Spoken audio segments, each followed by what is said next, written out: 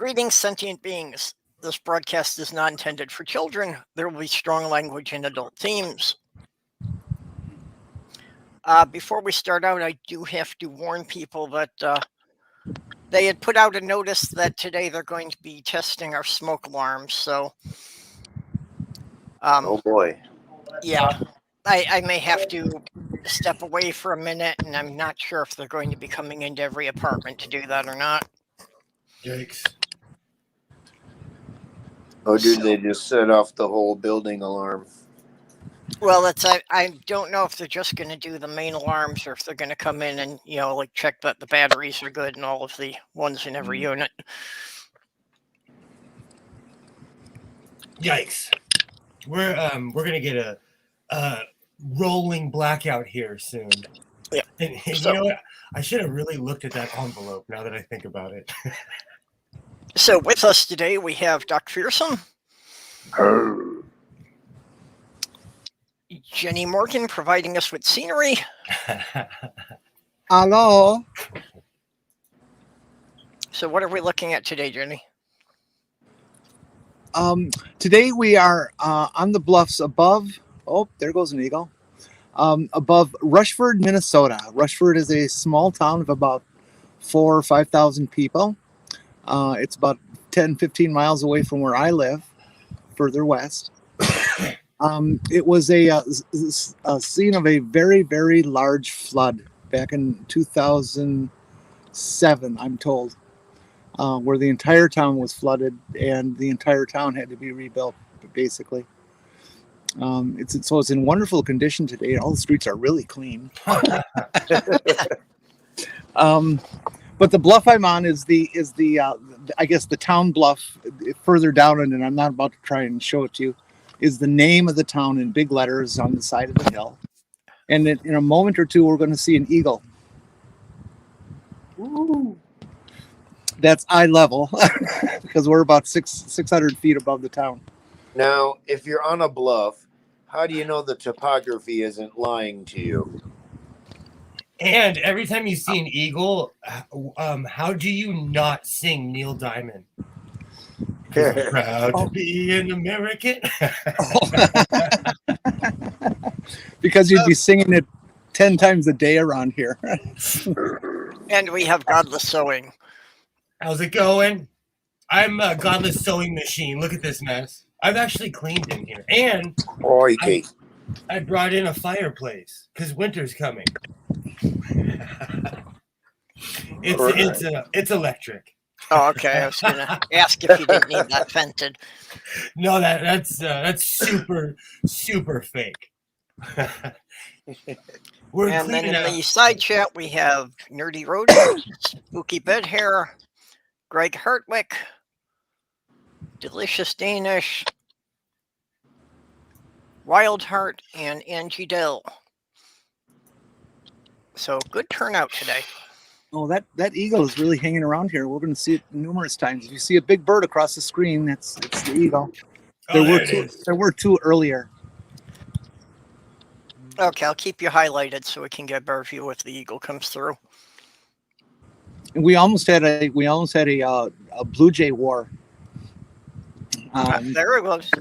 There were about 6 of them in the tree next to me here, and they weren't starting to cackle yet, but they were starting to go after each other. I just saw the eagle circling in the upper right-hand corner of the screen there. I know that hell is not real, but blue jays are from there. Oh yeah, blue jays are the most evil bird. Yeah, they are. And I was looking forward to a war between a bunch of them. That would be cool. Yep. They rule around here. They take out crows. They take on hawks. Like, blue jays are no joke. Oh, yeah, they're fiercely territorial. Ow. Huh, funny, they don't hang around when the eagles come by. Because they know better. Well, eagles are amazingly passive that way. I have seen crows steal food away from eagles because they just don't want to fight. Well, they can't risk getting injured. Wow.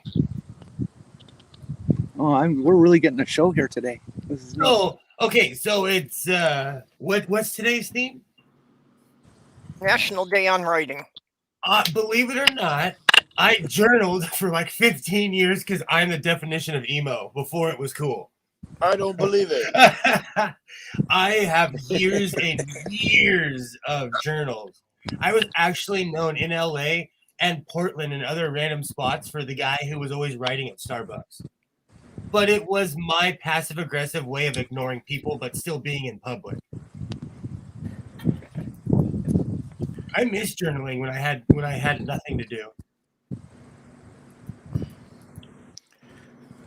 I never had the discipline to journal because you're supposed to do it every day, and I didn't. But I do sit down and write a lot of personal essays. I never journaled every day, but starting when I was 14, I did journaling kind of encoded in the form of being my first science fiction novel. Oh, wow. Just because I knew I couldn't trust any of the people I lived with. I will say, when I lived in Portland, someone, an ex-girlfriend of mine, broke into a safe, and she thought there was money in there, and there was a journal in there, and she stole it, and she gave it back to me, and still to this day I laugh because when she handed me the journal back, I was like, "Did you read it?" And she's like, "No." And then as she was walking away, she's like, "It's no secret that you like dudes." So she had totally read it, but she lied to my face, She had totally read it. I would never believe anybody say they didn't read your journal. Everyone's going to do that if they get the chance. Oh, she, it was just that journal was more important to me because it was leather bound, it was handmade. So I didn't want to lose it. So I kept it in the safe. But yeah, that's pretty cool that you do it in a real life leather bound journal. That's classy. I still have a few. I even still keep notes. I write notes down for everything. It actually helps my memory. I forget nothing, and I think it's because I'm like reminding myself almost when you write it down. One of my passing interests some 20, 30 years ago was playing around with learning bookbinding. Oh, wow. Because I'm always sewing and just doing weird stuff, I've got into watching people who do scrapbooking on YouTube, and I'm like, I'm gonna make a scrapbook because I have a bunch of old magazines and old journals that were never used, and it's just a good something to do. But it's not like I need another hobby. I mean no offense, but I have never known a man who scrapbooked. My dad did because he was a photographer. Oh, okay. I have, and like when he passed, I was like, my grandmother, but like my uncle worked for Kodak, and so I think because of that, my grandmother and my father took advantage of that. There is just books upon books upon books of pictures. And I always jokingly say that my entire childhood is on Kodak or Fujifilm. My mother literally has not 2 drawers, but 2 complete 3-drawer dressers that are filled with the slides for the slide projectors. Oh, gosh. Basically just the negatives mounted in cardboard squares. I treat those like gold in my storage. Because my grandparents went around the world. I used to love slides. Kodachrome was such a beautiful film. I was just young enough to enjoy them. The rest of my family looked at it like punishment. I was like, I want to see these. Yeah, me too. I can remember weekends when I was a kid where I would set up the slide projector and put Dad's slides in and just look at them over and over and over. I did the same with my grandparents. It's interesting. Like there's there's slides of my grandparents in Egypt in like 1959, 1960. Cool. To me, that's history. It is. my sister and I, we redid a picture of my grandparents that they took in Israel, and we gave it to my grandfather. This was way pre-internet. Yeah. Well, mostly for me, growing up, the slides proved that you can't trust people's memories because there are some things people don't want to remember. There are things my family still denies that I have pictures of. You know, on that note, and I'm gonna say this just for laughing sake, I think my grandparents were swingers. Because they had a group of friends they'd always travel with, and there's a gang of pictures with my grandfather and this one woman and my grandmother and this one dude, and they were married and they always hung out with my grandparents. Yep, why not? And Although Greg Hartwick has an important tip here that you need to label all those pictures because, yeah, years later you may not remember who everyone is. Or somebody won't remember who they are. Well, and that's part of the frequent arguments is a lot of pictures about whether it's me or my brother. And it's like, well, if you look at the date, you know, yeah, I would have only been 5 years old there. This guy is clearly more than 5 years old. So that's not fucking me. Get over it. That's why I don't hang out with my family, because I don't want to hear about something that happened 25, 30 years ago. I like my younger brother has an issue, let's just say, of how he remembers everything, and he would describe things that he remembers, and then I would whip out a picture that my dad took of my mom holding him as a baby, swaddling clothes. Yeah, really, John, you remember that? Yeah, Mage Grey Wolf was just making a sarcastic comment on that. Oh no, people have perfect memories. They're just from a different reality. Yeah, that's where we get the Mandela effect conspiracy. People won't accept that maybe things aren't just exactly as they remember them. That's why I'm glad that my dad took a lot of pictures, because I go back and look at them and I'm like, okay, I wasn't there, or okay, I really was there. You know, it helps me out with a lot of with my own disputes. When I was a kid, we would go to Mexico every summer, and there was one summer where we didn't, and I swear we did, but I had picture proof that we didn't. So it shut me up real quick. No, that was the year that you got cloned. That was the year I found the TARDIS and cloned it myself. Oh my gosh. You don't want to see me with a clone. I would literally tell my clone, okay, like, you have to go live this life. I'm going to go live my life like Gina Davis. I'm going to disappear. Would you have sex with your own clone? Oh, hell yeah. No hesitation. I was about to say something really mean, but yes. Are you kidding me? When I met my doppelganger in Beverly Hills, the first thing I said to him was, "You are so hot," and he laughed his ass off. I would, because I figure I'm the only one who would have sex with me. Wow, I'm gonna get a hi-hat in here. I figured it'd be even more fun if I transitioned and my clone hadn't, so.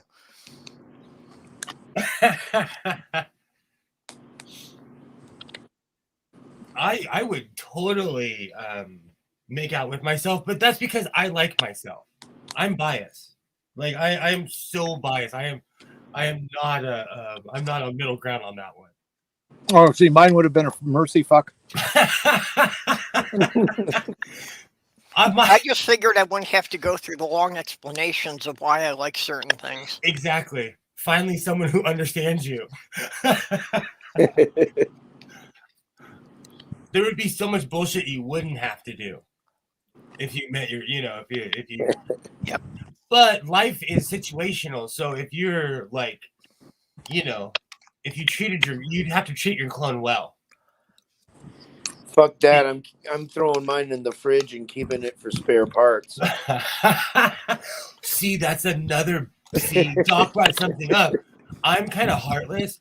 I have crappy lungs. If I made a clone with good lungs, I would probably harvest it for parts. I am heartless in that sense. That's a very good point. My encounter would have been a coyote fuck. I know what I look like in the morning. My thing is,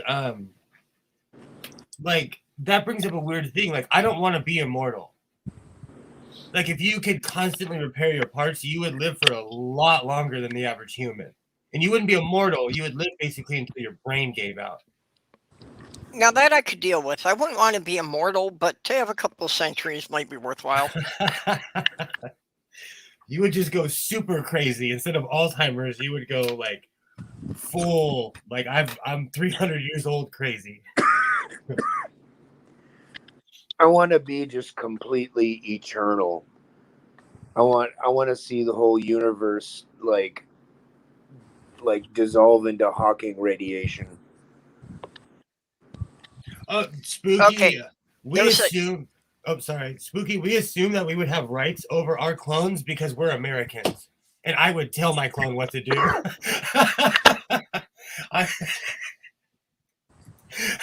That's a very good point, Spooky. I wouldn't tell my clone it had rights. Well, first thing, why would you be crazy enough to tell anybody about your clone? Well, they would notice when they saw me driving myself down the street. Well, then don't do that. Or like my clone would be really nice, then they'd meet me in person. They'd be like, "That's different. That person, he's William's changed. He's changed." See, the way I'd do it is we would just live opposite schedules. So, so most of the time one of us is out and the other one is kicking back, relaxing. That's a good point. I could get another like part-time job with even some decent hours, and then and the clone and I can switch off to either job whenever we want. If one of us decides to fuck off for the night, the other one can be like, all right, I'll do it. You're so nice. I would have my clones call me sovereign. You are so nice. They would be saying, yes, my liege. No, I wouldn't consider either one of us the original anymore. Yeah. See that? You have to think this out though. Of if your clone is identical to you, how would you respond to that kind of treatment? Life is situational. Your clone would not grow up the same way that you are. It's like you would treat it like veal. You only show it a certain amount of daylight. And now I show myself as little daylight as possible. What are you talking about? Now I'm going to bring this background full circle and ask, I wonder if your clone will have the same handwriting as you do. No, that's a good point. I can't imagine they would. Like, again, it wouldn't have the same upbringing or the same, like, you know. And it depends if you've got brain taping too, you know. Okay, we're kind of talking two different things here. It's like, did your clone start out as a baby and you had to raise it, or did you clone yourself as an adult and just copy your memories? See, but on that, with our modern day science, is impossible because we would have done it already. People are working on it. Go, if anyone reads Scientific American Mind, they're working on it, but our brains are complex. I think it could be conceivable that you can grow a full adult clone in a way, but in order for them to have any of your mind or memories, you would have to have brain taping technology. Yep. I understand how they could do that, because I mean, your memories are only there when you remember them. When you access, that would mean to copy that you would have to access every memory you have to make it accessible Well- to hard. Your But that would memories be- have to be stored in some form. Exactly. So, if your brain was copied precisely down to every molecule, then somewhere in there, all of your memories have to be encoded. Do they? You would think. Well, I where would- else are the memories coming from then when you remember them? Oh, I would love a blank human. That would be the definition of apt pupil. Like, Well, you could do they're- anything. Will, they're everywhere. We call them Republicans. Yeah, but Mage they're brings not. up an interesting point. If you lived for centuries, would you actually run out of memory capacity? Mage And what brings would up- happen at that point? Well, I think you do, because I think, even as you get older, I think you kind of write over older memories. You So- don't really remember a lot So- of things from your childhood. That's true. So I'm gonna mention this again. Y'all really need to see the movie, The Man from Earth, because I still haven't watched that. it explores that very idea. I don't want to spoil it and tell you too much. It's really easy to spoil. Well, if we could clone people, though, I'd rather just go back and clone my fiance. So that would be better than having a clone of myself.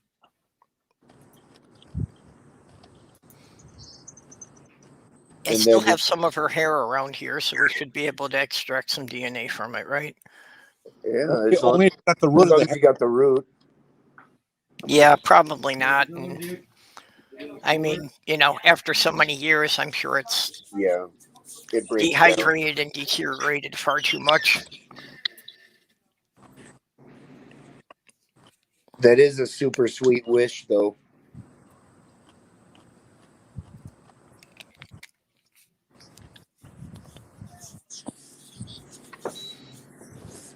Well, you know how today is write-in day or writing day? Yep. Well, each day has multiple things that it's this day or that day. Today is also chicken and waffles day. I did not see chicken and waffles on the list, although I have never actually had chicken and waffles. It's always just struck me as a weird combination.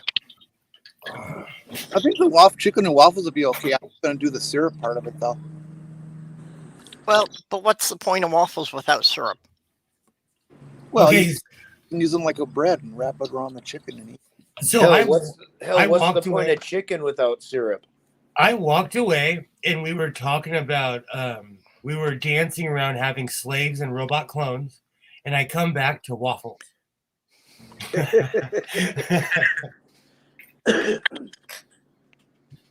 Or are we waffling between robots and clones?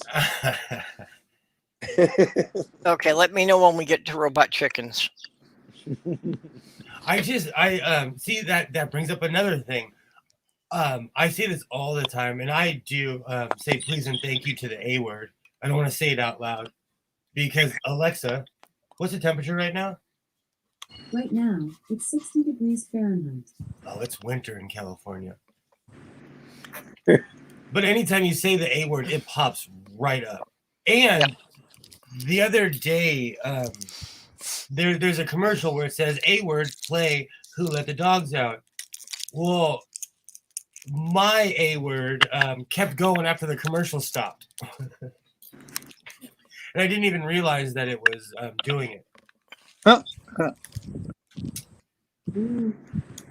So that thing, it's always listening. By the Yeah, way, well, that's- it's about the same temperature here. Oh, that's funny. Yeah, I do not want anything in my house that's voice activated. Don't need that. I can still manage to push a button. The only time it ever, I'm not above unplugging something. The computer I'm talking to right now, it was messing up. I unplugged it like it was 1988. I unplugged that thing. I counted 1,000 to 20 and plugged it back in. See, I advanced it one more step. I have fart activated technology, and it trained me ours to fart in code. Well, I'll always remember one of the important things that the instructor taught us when I was taking computer programming at the tech school was that computers can't think. They can only execute programs and instructions. However, they can do repetitive things very fast. So it will make exactly the mistake you told it to 10,000 times before you can stop it. Oh my! I've been on this weird we need to get rid of technology kick lately. I'm almost ready to go to get rid of cars and go back to horses. That's how frustrated I've been with my computer. Hey, horses have a supreme advantage. If you're drunk or you fall asleep, the horse will still get you home safe. That is no joke. If you get yourself a good trail horse, you could literally fall asleep on that horse and it'll take you home. Yep, the horse will always go back to its own barn. Damn right. Horses, they have better memories than we do. You did not see horses wrapped around telephone poles. Nope. That's so real. That is so real. Can you get arrested for riding a horse while drunk? Yes. Those are actually some good. Well, I don't know. There's people that get Deweys on their lawnmowers. They get Deweys on their horses. All kinds of fun stuff. Well, I can understand like a riding lawnmower because you can fucking run yourself over and chop yourself up. Well, Oh, just get drunk. as far as any kind of motorized vehicle, you can't be taking it on a city Yeah. street if it isn't licensed. But I knew someone that got a Dewey on a skateboard because the cop was total arse. Total arse. Yeah. You know. So Well- could I get arrested for riding a mechanical bull drunk? That would be one hell of a sight. And it's usually in a bar, so If you were flopping down the street on a mechanical bull, that would be a sight. I Yeah, I didn't guess know everyone anyone gets ever pretty got on good. a mechanical bull sober. yeah. So I have. That's because I'm a fan of doing idiotic things. now I I'm want to ride a mechanical bull to work. That would be. I've done everything except for bungee jumping. I've jumped out of a plane. There's something about bungee jumping that just scares the hell out of me. The fact that you can snap your ankles off if they hooked it up wrong. Exactly, and it's kind of like snowboarding. When I surfed, it felt like freedom. When you snowboard, you are locked into the board, and I never got used to it. I never got used to that. I mean, as opposed to skiing. Skiing is awesome, but like because I surfed well, I thought that I would be this professional snowboarder, and I sucked. I was awful because there wasn't as much freedom. I want to say that I actually did try snowboarding once and rather enjoyed it. I really want to say that. I'm just not sure. You get yourself a Bizarre. longboard. I remember. I know I did some skiing in high school because what the fuck else is there to do in gym class in the winter in Iowa? That's like in California. Because of where I grew up, like all my friends had surfboards, so I just acted accordingly and got a surfboard. And if you get yourself a longboard, you don't even know how to surf. You could literally just stand up on a giant 8-foot board. It's awesome. Longboards are awesome. They're hell to store, but they're awesome.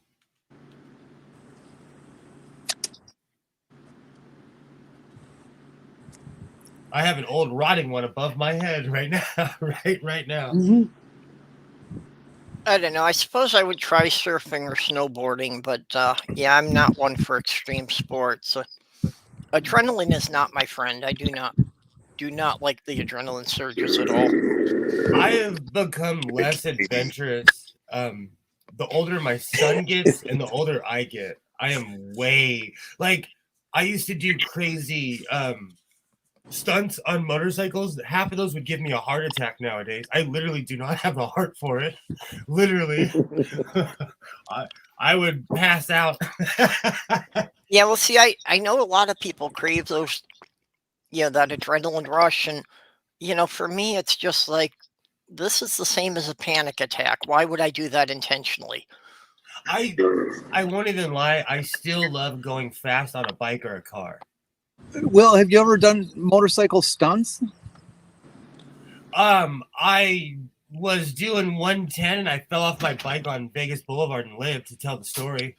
Well, that's Yikes. kind of a stunt. But Because all of my stuff was always showing off, trying to prove how tough I was, and like I'm naturally goofy, so it usually ended in disaster. I am just naturally a goof. I wonder about the guys who do snowmobile stunts. Have you seen those, Will? Snowmobile stunts? Heck yeah. Yeah. What was the guy thinking? Who was the first guy to flip, to do a 180, a 360? I mean, on a snowmobile up in the air. You got to be fucking crazy. That's whiskey. Man, when I used to drink moonshine, I thought I was invincible. I used to say if they allowed Slayer and moonshine in the UFC, I would be a champ in my weight class. And who was the first guy in a snowmobile to take it across a lake? The same person that needs a wheelbarrow for their pants. I've seen them do that shit on water, though. I don't know if they rig it a special way, but Yeah, they do it all the time on here. Yeah, no, it's not rigged any special way. It's just if you're going fast enough, you can get it to skip across the water like you skip rocks. Don't slow down. Yeah, exactly. So Well, that's the thing. You have to make sure you're, have a good idea of the weight of your machine and how fast you're going and how wide the open water is. When I was married, I owned a Sea-Doo Wave Runner, which is basically a motorcycle on water, and those things break down more than a Harley would. I hate Sea-Doos. I will never buy another one. It was the biggest waste of money. The ocean ones are better than the lake ones. The ones that are, because you're not using them all the time, so they, at least in California, So I'm not a fan of snowmobiles, Sea-Doos, all of those things. They're just, even after a while, certain, like having classic cars and classic motorcycles, you're working on them all the time. Well, the rest of us three, of course, live up here in the Great White North. But I've only been on a snowmobile maybe a half a dozen times. Really? Yeah, I've really only been on one a couple times in my life. I knew a Vietnam veteran that put tire treads on one, and we'd go tooling around on that thing.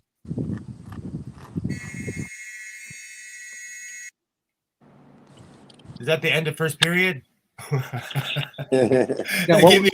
had PTSD for a minute. I was like, oh, crap. That was total high school flashbacks. What was that noise? It wasn't from I hope it wasn't from me. Well, I am literally directly below the cell phone tower. So I could be picking up something odd, I guess. I always say, if you don't hear from me in 10 minutes, avenge my death. It was probably a secret message from the Illuminati to the lizard people. I have all kinds of old school radios and CBs because of my pops. And on one of my handheld walkie-talkies, it's huge. I call it my Zach Morris telephone because it's so huge. But I can get the all the drive-throughs on the other side of the freeway by my house. Yeah, that was the second blast of the fire alarms here. much longer one. Oh, okay. So all I can do is mute my mic when they're doing it. Oh, no big deal. That it totally. I didn't hear a thing. Dr. Merkin. Is this It's got to Stool? be Stool. He got the new power supply for his computer finally. Boy, did he go through a fist fucking fight or what? Yeah, and Amazon by him was just totally fucked up, and it made no sense because apparently he's in the same city with the Amazon fulfillment center. Hey. Hey, Stool, how you doing?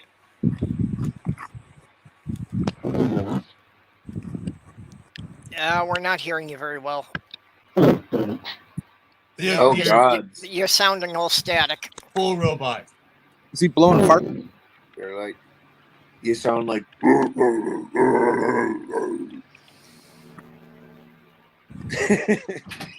Norwegian death metal.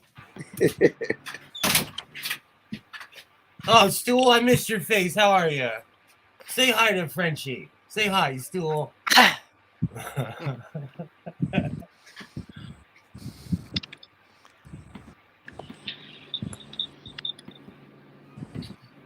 Well, I'm So- glad you finally got your power supply so you can be doing some things with your computer again.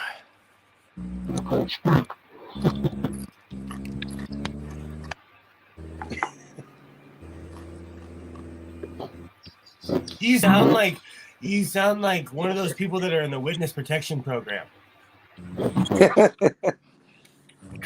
I was trying to be nice. Stool, I love you. Come back. Fix your mic. Fix your mic. Okay, the next GoFundMe. Incidentally, Sorry. oh, I'm sorry. Incidentally, I'm in the Jehovah's Witness protection program. I have to go door to door and tell people I'm someone else. Yeah, there was an old comedian who I think that's a Stephen Wright joke. Oh, that's funny. I watch old Def Jam comedy from the 90s, and there's this comedian, his name was Edward Hamburger Jones, because he'd always say hamburger, but his opening of his act, I loved it. He would walk out and he would be like, so, is there any Jehovah's Witnesses here? And it'd be quiet, and he'd say, of course not, because those motherfuckers are sleeping right now, waiting to wake us up tomorrow morning. So true. They come so early. They show up early in my neighborhood, to the point where I had to change the settings on my Ring because it would, it's through my phone, and they hit that ring at 7:59 in the morning. Yeah, I just. Well, like I say, I did find a solution to them when I lived in St. Paul. When I was pagan 1 year for Yule, I put a 5-foot pinnacle on the side of the house. They never knocked on our door again. That's the thing. So apparently the symbol does ward off evil. Brown skin too. Once they saw me, they never came back to my house. Well, it wasn't until like 75 that they allowed dark-skinned people into the church. But because I live in LA, most Jehovah's Witnesses are Black or Hispanic. I've only known one Caucasian person to be Jehovah's Witness, and his parents kicked him out at 17. He's traveled around the world. He has released like 6 or 7 albums, and he lives in Tijuana. He's actually an awesome human being. Why would you want to be a member of a church that doesn't want you there? I've heard nothing but horrible. Oh, I say that about I knew African and Black American Mormons. I had a roommate who was from Ghana, and he was a Mormon. Or they made him an honorary member because I don't think it's about him being Black. I think it's about him being African because he wasn't American. Well, there was some weird thing where they wouldn't let him in the church officially. isn't that basically the whole premise of Christianity, that we're all broken and fallen, and none of us are worthy, but if we work real hard at it, we might be forgiven after we die. Isn't that pretty much the whole root of Christianity? What a Yeah. what a crappy investment. As somebody who likes money, like, invest in things you're going to get returns on now. Yeah. I want to see my returns on see, I always say, on this side, there is no other side. Like, to me, that is the biggest racket, when they're like, invest in me now, invest in my church, because you're gonna get so much good stuff on the other side. Never made sense to me. I see it as investing in one's own misery. Yeah. Being a Christian is just a fucking miserable life. Until somebody comes back from the other side and verifies that they actually got the payout, I'm not buying it. Neil deGrasse Tyson kind of says it the best when people are like, "Oh, I saw a psychic and I talked to my grandfather or my brother," or like, he always asks, "Why don't you ask them these questions? Where are they? Are they wearing clothes? Who are they around? What's the temperature? What does it smell like?" Like, no one ever asked logical questions to a psychic, because there aren't any. Well, Houdini actually believed in that stuff, and he had set up with his wife like a series of passwords for her to go to psychics after he died, but that if she did not get these passwords, she would know they were fake. It sounds morbid, but I'm stealing this from Ring, but when I pass, I want someone to videotape me so no one can say I had a deathbed confession. Because in my family, they would say that. They would say, "Oh, he accepted Histo Cristo back in his life, or Jeebus back in his life." Like, no. No, I want a camera on me that just watches me, literally my last breath. Because they have these stories about, like, Chris Hitchens, all these people, about Voltaire, all these people, and I doubt any of them said any of that. Yeah, Liam says, "Where did Granny leave the premium bonds?" And actually, from what I've heard from psychics, that's the most common question is, where was the other copy of the will? Because they're always sure that there was a second copy that they got more in. Are you kidding me? There's so much stuff that is missing. I got questions with my pops. If I could talk back, to the Stool. I'll be right back. Hey, Dr. Merkin. How you doing, Stool? Did you get your mic sorted? Nope. No, unfortunately, it actually sounds like the kind of thing where you get when you don't have the plug all the way in for the microphone. Sounds like, you've got so much static we can't make out what you're saying. Sounds like you get when you have gas coming out of your asshole. It actually sounds like Space Invaders on Atari.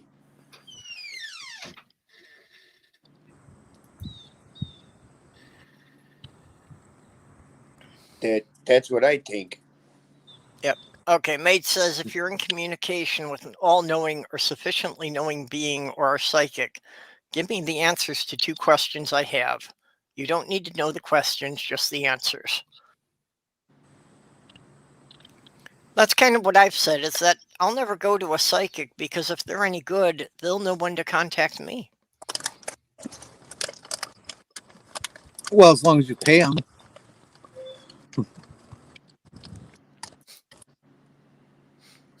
Hey, Jeff, what's the difference between Mormons and Baptists? Baptists will say hello to each other in the liquor store. Yeah,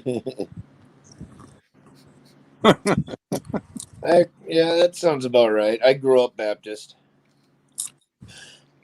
Sort of. My church, compared to everything I've heard about Baptists, especially Southern Baptists, my church must have been Baptist light. Because, like, I don't know, people were very mellow and too self-conscious to stand up and sing. And what's the difference between a Mormon a Jehovah's Witness and a Mormon? I don't know. Nothing. They all know the local pimp's name. What's the difference between pagans and Catholics? Clothing? Well, pagans believe in sex without guilt. Catholics believe in guilt without sex. Okay, so because I grew up around a lot of Mormons and Jewish people, they would always talk trash about the Catholics because we were like the kids smoking cigarettes. We were the ones lying to our parents. Like we were Catholics were lit.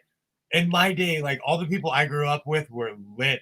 And in the church group that I was in my catechism classes, like I went to catechism classes from the time I was 6 years old until I was 18. And you get confirmed when you're in public school, you get confirmed a lot later than if you were at Catholic school.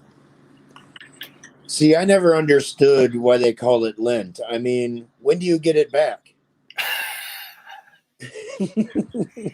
It's sure. You know what's really funny?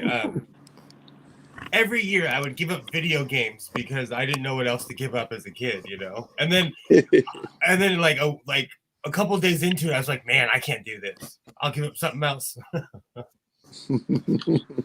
Well, I gave up religion for Lent. I won't even lie, like for years and years, even after I didn't believe, I would eat fish on Fridays because I like fish, but like being part of being Catholic is procedural. So you literally like, you know, they call it the Catholic aerobics for a reason. Standing up, genuflecting, kneeling, standing up, genuflecting. Yep. They condition you. And I was like you know, I was one of those people who didn't know any better because I was always raised in a church. I was like 25, 26 when I started eating meat during the Lent season. Well, this is a question of based on lack of knowledge.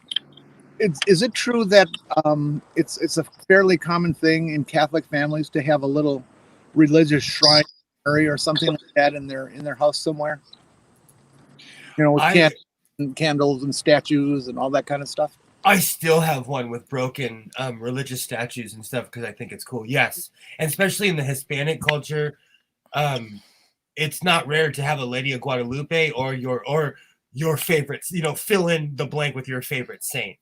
Because we're raised told that these people are the vessels of God, you know. Who is the Lady of Guadalupe? She was basically like the Lady of Fatima, just someone who predicted the end of the world. She's the Mexican Mary. In Mexico, they have drug dealers who are patron saints. There are like you could go to Tijuana right now and get candles with dead drug dealers because they consider them vessels of Jesus. Holy cow! Oh yeah, it's basically like, you know. Okay, suddenly the thing about them considering Trump the Messiah doesn't seem so weird. Right now, I can't remember his name, but there were these guys called the Felix brothers, and man, their FBI poster was on the border forever. And when they passed, they canonized them in Mexico. And so they're considered patron saints in Mexico.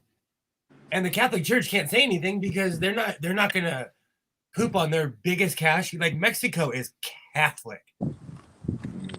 You know, and so, by the way, don't you think Trump better fits the Bible's description for the Antichrist? I always wondered about that. I always wondered about that. I'm like, you guys are reading a different book than I have. Like, I mean, it is spooky how many people follow that piece of shit. Well, again, you're thinking that these people have ever actually read a Bible. True. I used to always that was the one thing I would always get people on when they would like say something about the Bible. I'd be like, have you read the Bible? Because I've read the Bible, and it's literally what made me an atheist. And no one ever had an answer. You know, no one ever had an answer. Well, that's the same thing Liam was saying here, that he's on the JW do not visit list. because they're woefully unprepared for people who actually know the Bible. I feel judged because I'm always like, I promote getting sunshine, so I'm always outside with my son or fixing something, or I have my garage door open, and they don't come by my house anymore because I'm dressed like this all the time. So they do not. And let's be real, if you ring my doorbell at 8 o'clock in the morning on a Saturday, my kid is with me Monday through Friday. He's with his mom on the weekends. I'm not going to be nice to you if you wake me up on the one day I have to sleep in. And then I have to go to the ranch after I wake up. So it's not even sleeping in. It's like enjoy sleep as long as you can kind of thing. So I'm not nice on Saturday morning. It's much easier to follow my God. My God is the living embodiment of non-existence. I've been prove it's not real. I've been really leaning in heavy to this this YouTuber named William Jones. I watch him all the time. He's an atheist, and he's a black guy that used to be in one of those he was in like one of those TBN churches, like Cleflo Dollar, and he always says that like you are your God because we're making all this shit up. Because he always talks about the hierarchy and the structure of churches because there is no God. And so it always stops at the person who has the most control. Because they would say, oh, I'm a representative of God. Like, BS you are. You're just the one that everybody listens to because they call you pastor. Which is like one of the... Chris Hitchens kind of said it the best. Like, one of the worst things that ever happened to certain communities was when they started holding preachers and pastors above everybody else. I remember once having a "there is no God" discussion with a preacher. He was kind of an evangelical type, except he wasn't an insane evangelical. And I got to the point where I gave him my philosophy that there is no God. We are all gods. You are, I am, the tree is, the dandelion is, the badger is. Well, maybe not our badger. And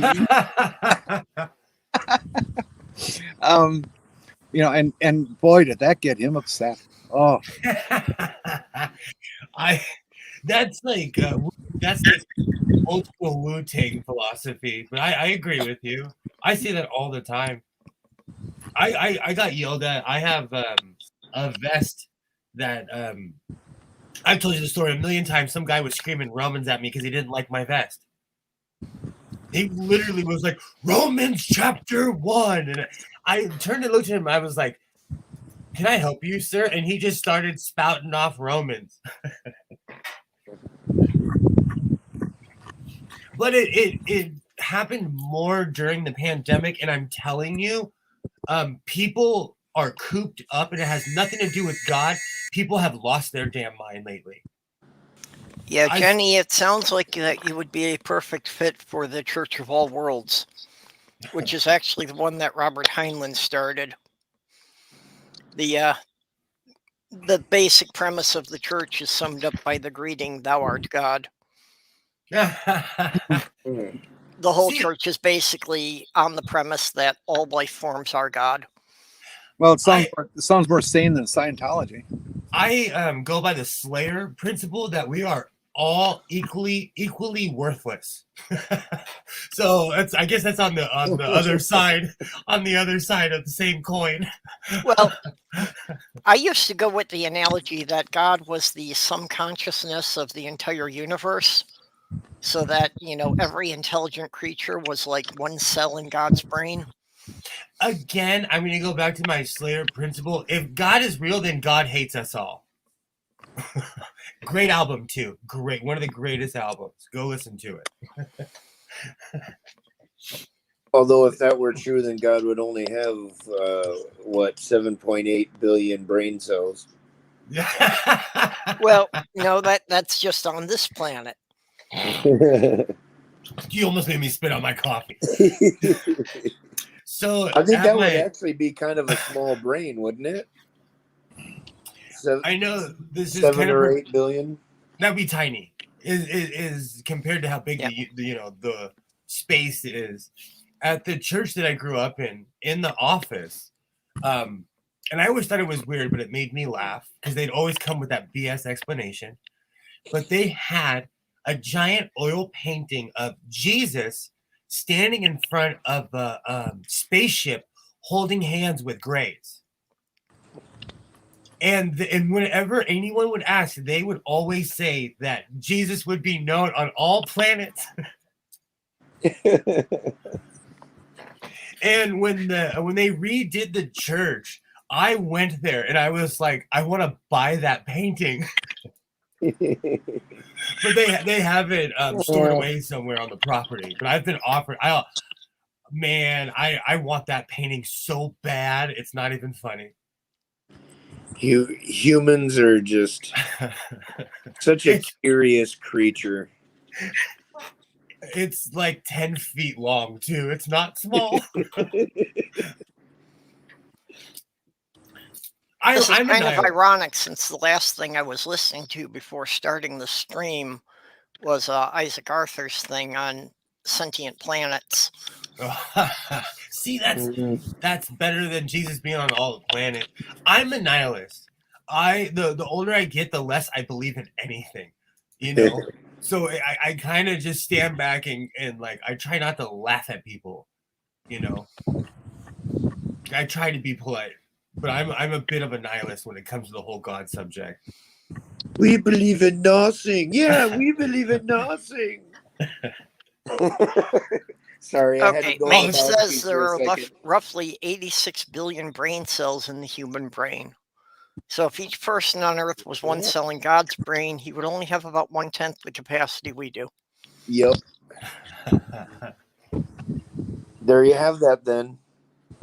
And Doc, you are tiny brain. you're quoting one of the greatest. You're quoting one of the greatest movies of all time. It's the 10th, dude. It's the 10th. I've also promoted the idea that the Garden of Eden was actually God's middle school science project, and he had to get a good grade on it before the other gods would let him control the universe. Oh, now we're back to Star Trek. I could literally show you what book that's in. You give me any Bible story, I'll show you which Star Trek, which episode or book that comes from. Hey man, I finally started binge watching Babylon 5.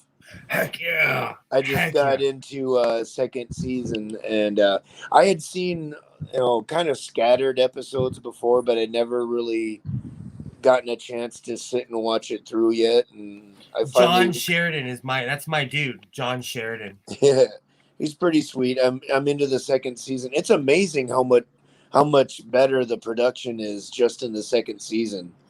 It's like really amazing. Is technology progressed? Yeah. Especially it was really like fucking Nintendo graphics in that first season. So that particular studio was it was a small studio like in Van Nuys, California or something like that. I got to look the story up because it's really interesting. But that just being on television basically made them semi-famous, and their technology stepped up because they had more money. But Babylon 5 stuck with that crappy studio because they were loyal to these guys. So cool. Even as the technology got better, it was that studio constantly making those shows up until the movies. And you can tell in the movies because they have real $1 million production in the later episodes. Good stuff. Yeah, I hope the movies are in the same collection, but I'm watching it on HBO Max. Awesome. I didn't realize until last week sometime that it was on there. I'm like, oh, no way. Oh, this is happening. That's like when I saw Stargate was on Netflix. I had been campaigning for years because people in Europe would be like, hey, we've had Stargate forever, and I'm like, I want my effing Stargate on Netflix because they're getting rid of everything on Netflix. If you watch Star Trek, you better start watching it now because they're getting rid of. I Star Trek. have Paramount Plus, so I'm Me covered. too. Me too. Okay, Jeff. I found a place online where they're currently showing every episode of Stargate Atlantis. Oh, awesome. So I got to drool over Jason last night. Oh, There's a good question. I was wondering that. They were like bad. Because like there are computer screens too, even in the in the live stuff. They look like Commodore 64 screens. I love how in sci-fi they make them look like old Navy ships. I love that they have the whole radar thing. I love that. Okay, so Lone, season 5 is kind of sketchy actually, and they jumped the shark because season 4, and honestly, after Zahadum, they couldn't outdo themselves. But season 5 was kind of it basically was like season 8 of Stargate. And I bleed Richard Dean Anderson. I love RDA. I love Stargate, but they mailed it in for season 8. They mailed it in. I can't believe I just said that. I can't believe I just said it on the stream. It's true though. yeah, I never got to see the end of SG1 or any of the things that spawned after that. 9 and 10 were amazing seasons because they had the Ori, which are the space Catholics. Those were great stories because it again, they show how false gods are. Like it's people with power. They're not gods. They just know more than you do. That's why I loved Stargate because they were god slaying kind of people. What really surprised me in Atlantis last night was it was Jason Momoa, how small he is compared to how buff he is today. It's like he's put on 75 pounds of muscle. He was skinny. He was young. If you go back, you'll trip out if you watch The Young and the Restless. Joe Flanagan's on that as well, and they both look like Joe Flanagan's back on The Young and the Restless now, and he looks like John Shepard, But if you watch it from like 10, 15 years ago, they were babies. They were babies. How's it going? Hey. Hey, Jeff. How you doing? And a lot of people don't know that Jason Momoa started on soap operas, and he was on Baywatch. Really? Oh yeah. I don't remember him on Baywatch. I didn't watch very much of that though. He had a really short haircut. And he was just tall and skinny. But he looks good with his shirt off, That's the requirement for Baywatch. I know what someone was saying just before I got in here today about how like ships and sci-fi things are sort of made to look like old ships and so on. And I thought that to myself earlier today because I've actually been around like Portsmouth Historic Dockyards, and I went at one of the things I went on was the submarine HMS Alliance, and it kind of had that feel about it, Oh yeah, on the Battlestar Galactica, on the reboot, on the behind the scenes, the producers talk about how they went around old World War II ships around the world, and they would buy anything they could, and they would put it on set, even if it didn't work. So a lot of those old phones are from destroyers, or it's really cool.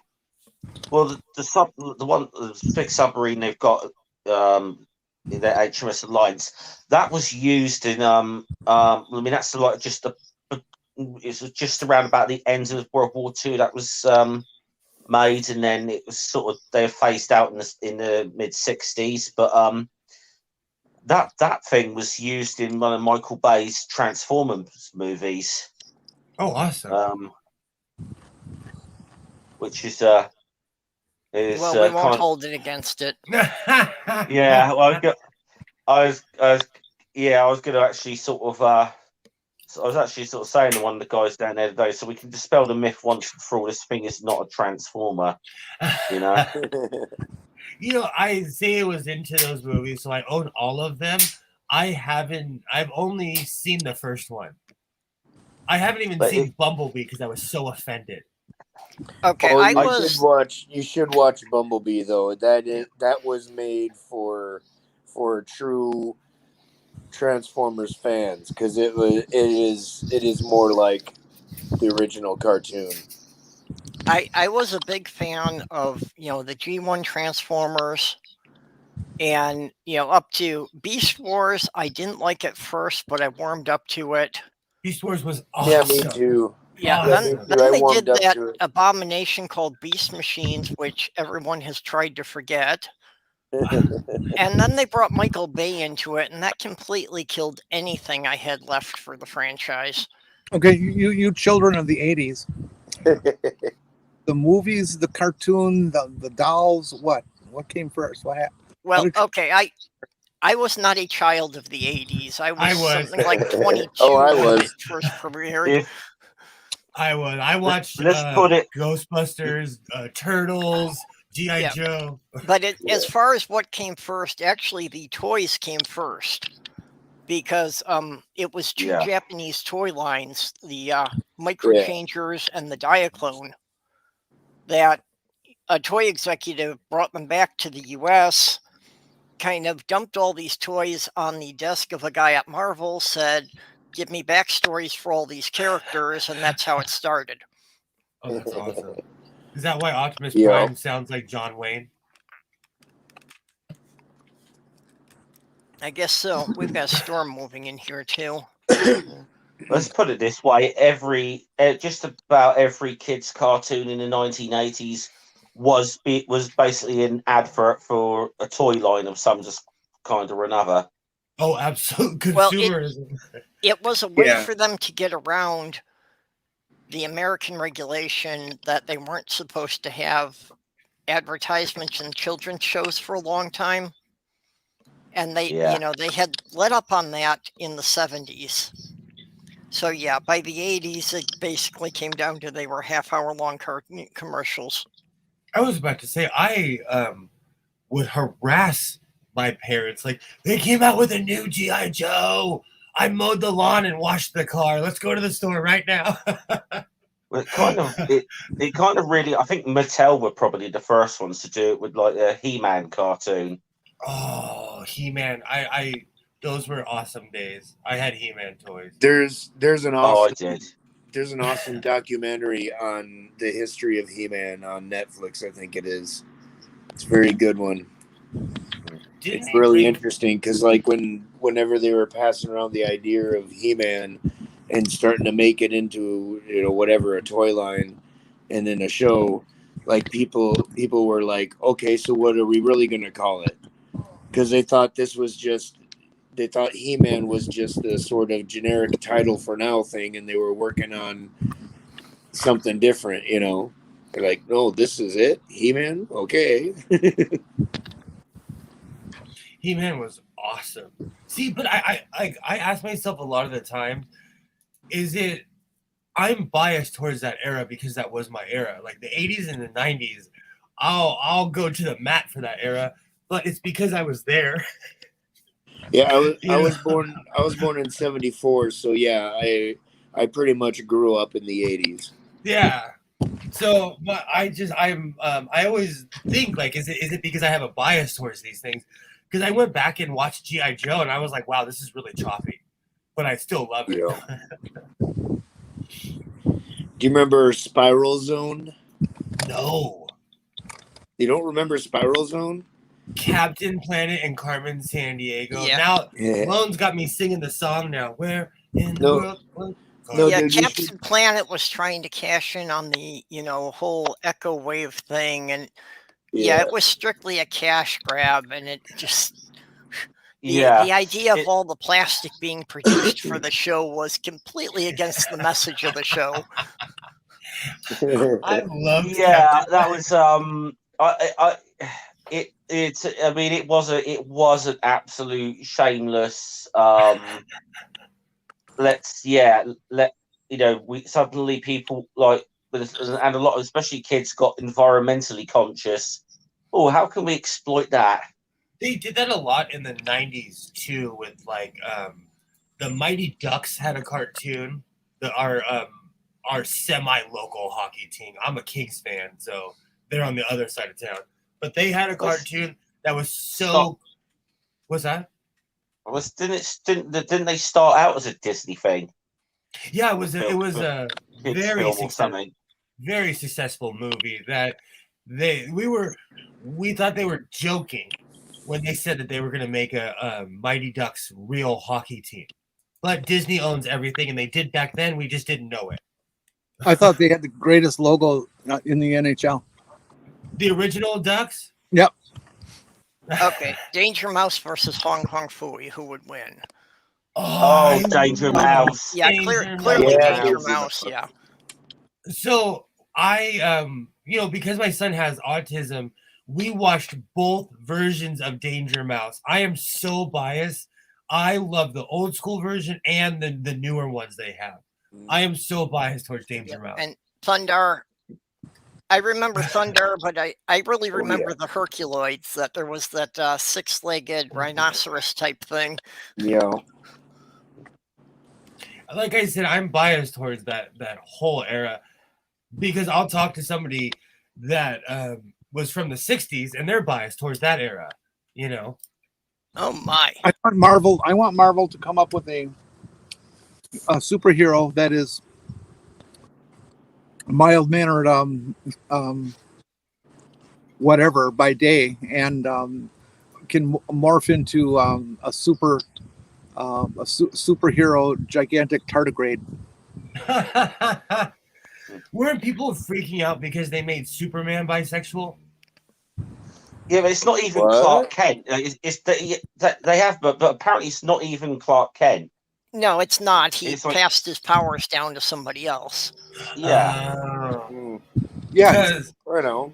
Because let me tell you, I don't know how you could not be bi with that outfit. Well, and there's a TV version of Superman. It's what's it called? Clark and Lois. It's on Fox, I think, right now. They have two sons. One of them is ADHD, I think, or autistic, or both. I'm not certain, but he's definitely neurodivergent. Okay, yeah. Vonrick says it's Kent's son. Oh, I never heard of it. I try to stay away from network television. I have a hatred for Fox, the entire corporation. And I never cared for the DC comics much. I was always much more interested in Marvel because Marvel made them seem more like real people. They had to deal with real issues like paying the rent. And Tony Stark had a major drinking problem in the old Avenger comics. He was a total alkie. See, that's why Marvel is better, because Marvel was like grittier. It was more down to earth. They dealt, they do have their cosmic assholes that they fight their major story arcs and things. Hence Infinity Gauntlet, but most of the time they are pretty much urban level heroes. Yeah, Peter Parker was dealing with how does he get a date with the hot girl? How does he keep from flunking out of school? And how does he pay the rent while he's out at night patrolling for crime? Exactly. He had real life teenager problems. I used to read the Teen Titans when I was a kid. The Teen Titans were gritty. They had real issues, and Dick Grayson was hardcore.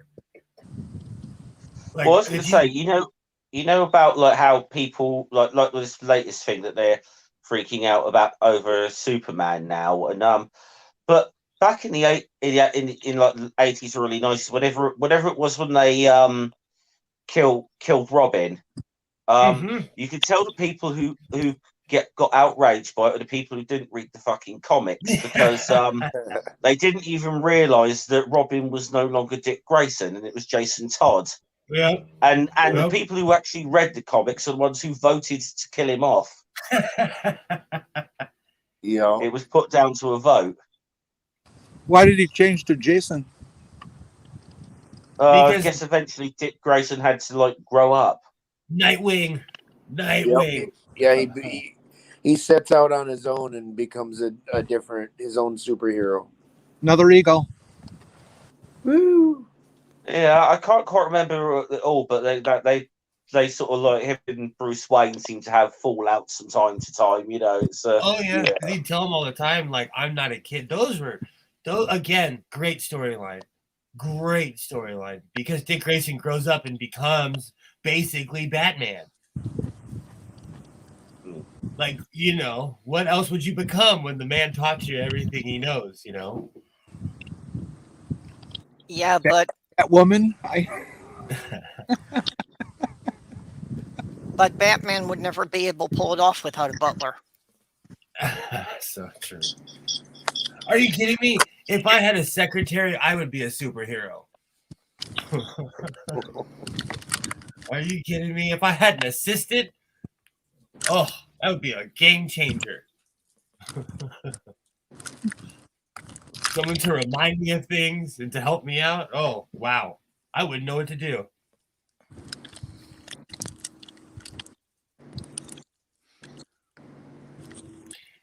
So last Saturday, to completely change the story or the mood, I was in, to keep in line, people are nuts right now. People are pent up, they're angry, they have lost their damn mind. I'm driving down the road, I'm in my Flex, which is, you know, a normal car. I'm driving my Ford Flex. I'm going over this bridge, and this guy's weaving in and out of traffic. And I didn't think anything of it. And it came to a point where, because I was going the same speed, he got pinned in from the car in front of him. He gets behind me. He goes around me. He pulls up next to me, and I stupidly had my window down. He threw a full Coke can at my car. What the fuck? Okay, so I'm just setting it up before I tell you what happened. And this was literally last Saturday. So I know, how can I say this nicely? Mike Tyson said it the best. Everybody has a plan until they get punched in the mouth. And like, you know, oh, hey, how's it going, Robert X? Long story short, I'm just going to say this. Don't start a fight if you're not willing to finish it. And this guy ended up calling the cops on me, and he went to jail. I didn't go to jail. What did he think you were guilty of? Being black and not backing down, and being a guy. I scared the fuck out of him. I scared him, and I followed his ass, and he called the cops on me, and they pulled us both over. I have a dash cam, and I was like, "Hey, look at this! I'm a modern human." And the cop was like, basically, and another thing, he called the cops saying, "I'm scared. I'm scared. The scary guy is following me." 2 Hispanic and 1 black cop showed up. Didn't work out so well. Haven't Like, people figured out how to get in when they say that bullshit? The cop, and the thing is, like, where I live, it's mainly Caucasian people. I live around cops. I hang, like, my neighbor is a cop. He's a good guy. He's just a dude. He tells me all the time, like, the cops hate being babysitters. They do not want to be it's still legal to fight in California. It's not illegal to throw hands. It's illegal to throw hands in Oregon, but not here. Like, you can still get in a fist fight. And so the cops, the guy basically got arrested for like driving like a nutbag and like throwing something at my car. You know, that's considered assault. It's just people are crazy. Like I don't know. I don't know. Did they get him for assault, or did they just get him for throwing something out of his car as littering? He got charged with a few things because he was one of those I drive a Beamer and I'm better than you, and he was shocked and he resisted arrest a little and he got tackled. Well, yeah, if he Right. gives the cops attitude, that never works out. I'm telling you, like, I'm from one of the most dangerous places on earth, and if you're straightforward, the cops will just leave you alone. They will. Hey, it has been my long experience that if a cop stops you and you are polite, it so throws them off that usually they just shoo you out of there. Yeah. They are expecting a conflict, and when you're just calm and polite to them, they're like, "Oh God, I don't have to do this. Get out of here." Every time. What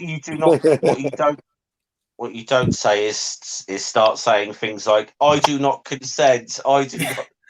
Oh, they hate that. And Fucking this whole they must. I mean, sovereign they must citizen. hate soft-sits. Yep, They must sovereign hate them. citizen will get you beat up. If you I start- am betting most of these guys went online and got their script for the sovereign citizen after they got their driver's license suspended, and they thought this was a workaround. Oh yeah. Oh, it makes me laugh. It makes me, and that's another thing. Like, I just, you know what? It just shocked me. Like, I'm from an aggressive, I don't know, like, regardless of my sexuality or anything, like, I'm a man, and if you punch me, I'm gonna swing back at you. Like, there's just, I don't know. Times have changed. People were less aggressive and more violent back in the day, and it seems like they're more aggressive and violent nowadays. Yeah, exactly, Liam. It's better to just take the ticket from the cop and go talk to the judge if you don't agree with it. Exactly. Oh yeah. I am certain that there's a few. I'm not so much.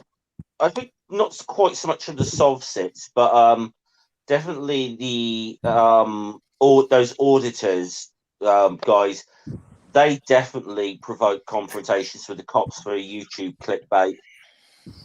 Oh, Okay, yeah. I have to Oh, yeah. explain something that, the frauditors have become such a big thing that people aren't even aware that the First Amendment auditors were actually a legitimate thing. But they are the guys who film from a distance and don't get involved in the scene, just to protect other people when they're stopped by cops. Yeah. And Like, Yeah, Rodney, people who have to insert themselves in the middle of it and cause a scene, yeah, that's something completely different. like the guy who videotaped Rodney King, videotaped it and ran to the press. No one even knew this person existed, Yep. They quietly pulled over, taped it, and left before they got busted. Yeah, well, That was the a whole shock. George Floyd thing would have been swept under the rug if there hadn't been several people who had filmed it Yeah. and put it on, put it online or sent it to the press. Oh yeah. I'm But really yeah, that's no, I don't want to say that. I was, of course, none of us are glad that George Floyd died, but I'm really glad that bullshit has been exposed. So, And- Well, it's been why- exposed, but nothing's being done about it. Well, right now, okay, I'll give you a scenario. I thought that a lot of states were just talking out of their butts when they said they were going to defund the police. Right now, our police chief is going on Fox News and almost damn near crying because they defunded one of the second largest armies in the world. Our police force is huge in LA County. They have tanks. They have fleets of helicopters. They have better stuff than we sent to people with Iraq with. And that's not even counting the LAPD, who has even better stuff than the sheriffs. And they started taking some of the money, and they told them, like, you got money for tanks, but you can't even, when someone calls you, you can't even show up at their house, So what happened is that the police had to redirect their energies towards the actual people, and they're boycotting it. They're not going to enforce the mask mandate. We're going to have vaccine mandates where you can't go a lot of places without it. The sheriff flat out said, "You defunded me. I'm not gonna honor any of this at all." The police department of Minneapolis is about to be defunded and replaced with the Department of Public Safety. We need something like that here, because we're right now there's a political battle going on in LA, and this a-hole doesn't realize that he's holding people's lives. Like we need a functioning police force. And unfortunately, we have people who refuse to work because they can't be dictators anymore. Yep. You know, like we took their power away and they're pissed. Well, the part of defunding the police or reforming the police that has really got them scared is that the police unions have been so incredibly strong, and they have, protected these guys. Yeah. They basically made it impossible to fire a cop, even one who was, being excessively violent multiple times. And here they treat them like Catholic priests. So what happens is some cop will beat some kid almost to death, and they just move him to a different city. Because LA is so huge. If they do defund the police in wherever, Minneapolis, LA, I don't care, does that bring to an end any contract with unions or union employees and the organization? Well, that's going to vary city by city and state by state, but yeah, that's what some of them are looking at is, can they do that? Can they basically dismantle the entire force and in the process void the union contract? Huh. We're headed for nothing but trouble here in LA because that bothers me, because I believe in unions. I don't believe that unions should be able to micromanage employment, though. Yeah, I believe in unions, but there's a point where the unions are out of control. And actually, I have to correct that. I believed in unions in the 70s. I do not believe in unions anymore because most of them really are not looking out for the workers. They've just become another level of management. Yes, especially like I can only speak on our sheriff's department. They've become untouchable. When you have public servants who think that they are, they basically want you to call them sovereign, you're screwed. You have many dictators. During the lockdowns, when they were locking down LA County during the whole, when everybody was writing about Trump, the sheriffs were driving around and just randomly grabbing people and arresting them. Mike Gardner got arrested just for being brown and out past curfew. That was happening in a lot of cities. And in a weird way, he looks like me as an old man. He's got the flat nose. Like every time I look at him, I'm like, oh my gosh, he looked like me as an old man. But he's just this skinny old man who drives around in a Mitsubishi truck, and he's a gardener. Like he's not hurting anybody, So they needed to be defunded because they've lost their damn mind. I thought the most telling film that we have nowadays that show the police and just how absolutely they've become bottom dwelling scum is when they knocked down that old man who was just with a sign. That's what I'm saying. That's but, exactly. Well, the part of that I found most distressing was the video showed that one of the cops in the line bent over to try and help the guy up. Yeah. And the guy next to him just kind of grabbed him by the shoulder and pulled him back into formation. Yeah. So it's like there was one guy there who actually had some compassion, and they were telling him, no, we don't do that. That's just bullshit. But see, that's what I'm saying, though. That's the problem, is that someone like me and everybody else is too, and I'm not saying that you're not, but a tax-paying citizen sees that and is like, defund those mother effers, well, and now the big thing about, cops who are, going against the vaccination mandates and, resigning or getting fired. And I'm like, yeah, good riddance to them. Their job is supposed to be protecting the community. So if they're not going to do that minimal effort to protect members of the community by just getting a little shot, they definitely have no purpose on the force. they're breaking their blimmin' vow, their oath or whatever to protect and serve at that point, really. You know, Our police, the Los Angeles police, so many of them said that they're not going to take the vax, that they can't fire them all. I read some numbers on that this morning. It's something like 98 or 99% of the police have gotten vaccinated. That we're only dealing with like 1 or 2%. Oh yeah, it's That's- a very small amount. And that's on numerous forces. It wasn't just LA, but it was like on Chicago and other cities. These mouthy, you know, it just makes me angry because they're announcing it. They're going on, they're having these press conferences, and like, I have a channel called the Spectrum channel where it's you know, because Spectrum owns everything, and they show a lot of our local stuff. And these guys are so arrogant. They're so like, they know they're not going to get fired because we have laws against stuff like that. They just claim some crappy exemption that they don't believe in. And like it was probably Fox. It was one of these, you know, so-called news networks that was making a big deal about, you know, this one state that 127 officers had resigned. And it's like, okay, they try to make that sound like a big number, but you know, it was actually like out of a group of like 30,000 officers, 127 resigned over That's this. a good thing. If those officers want to resign, great. Then that just means that we've gotten rid of the people who don't care about anyone else. Yep. You know, Exactly. it kind of makes me cry and laugh at the same time because, like, in the 90s in LA County, the cops were the most ruthless, heartless human beings on earth. And like, now that when people started watching each other, Rodney King happened, all like, it makes me laugh to watch them go on TV and say we're being oppressed because we can't oppress you. That's basically what they're saying.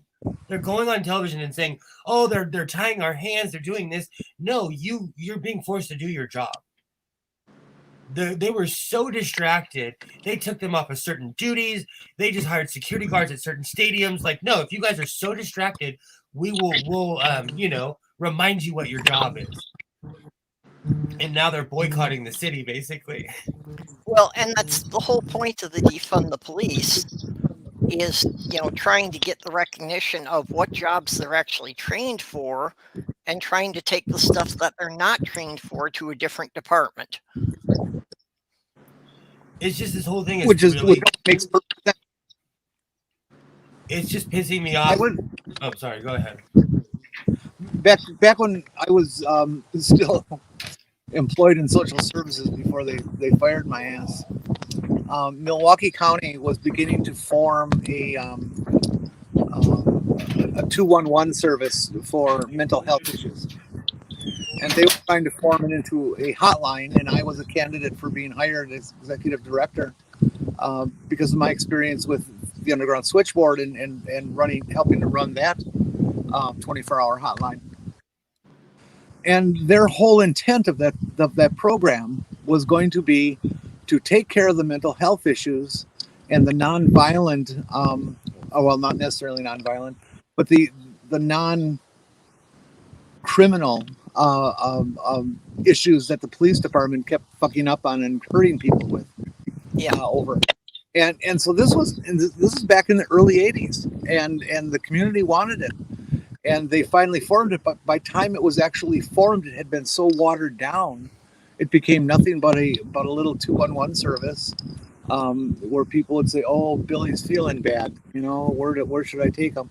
And it had nothing to do with. They were planning, you know, actually going out with teams of people to where the call came in from, and trying to you know, calm down the situation and get people the help that they needed. And it was going to be this mostly therapeutic team, and the police and the politicians killed it because they wanted them to have their violent options. Yeah, and again, you know, most of that, when they've tried to do this, it's usually the pressure from the police unions that prevents them from, you know, inserting something effective like that would have social workers to deal with the homeless people and when there are people who clearly have mental health issues.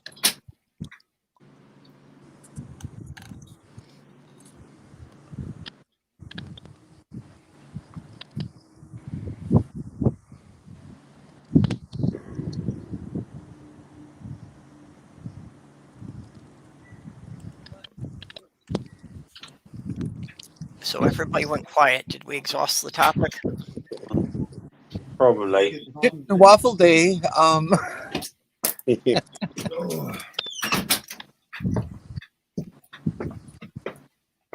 I've been hoping that we've had like about 5 buzzards that have been circling around here. I'm wondering if they know I'm going to die or something. But anyways, I was hoping that they were going to come into view, but they're just busy gliding and catching thermals and getting higher and higher. I saw They the started eagle a couple of times. They start out not very far or distant than the eagles were, except they were straight up, and now they're barely a dot. They must be 1,000 or 2,000 feet in the air. I can hardly see them. Uh oh! Thunder in the distance. You can, yeah, I think we're due to get storms in our part of the UK later as well. So, Well, this might we be just had one come through here, and it's like it was a flash thunderstorm that for a couple of minutes it was hitting the windows so hard it was shaking them. Oh, wow. And yeah, now everything's calm. Now the tree branches are barely moving. And meanwhile, in California, it's paradise at 60-something degrees with the sun out.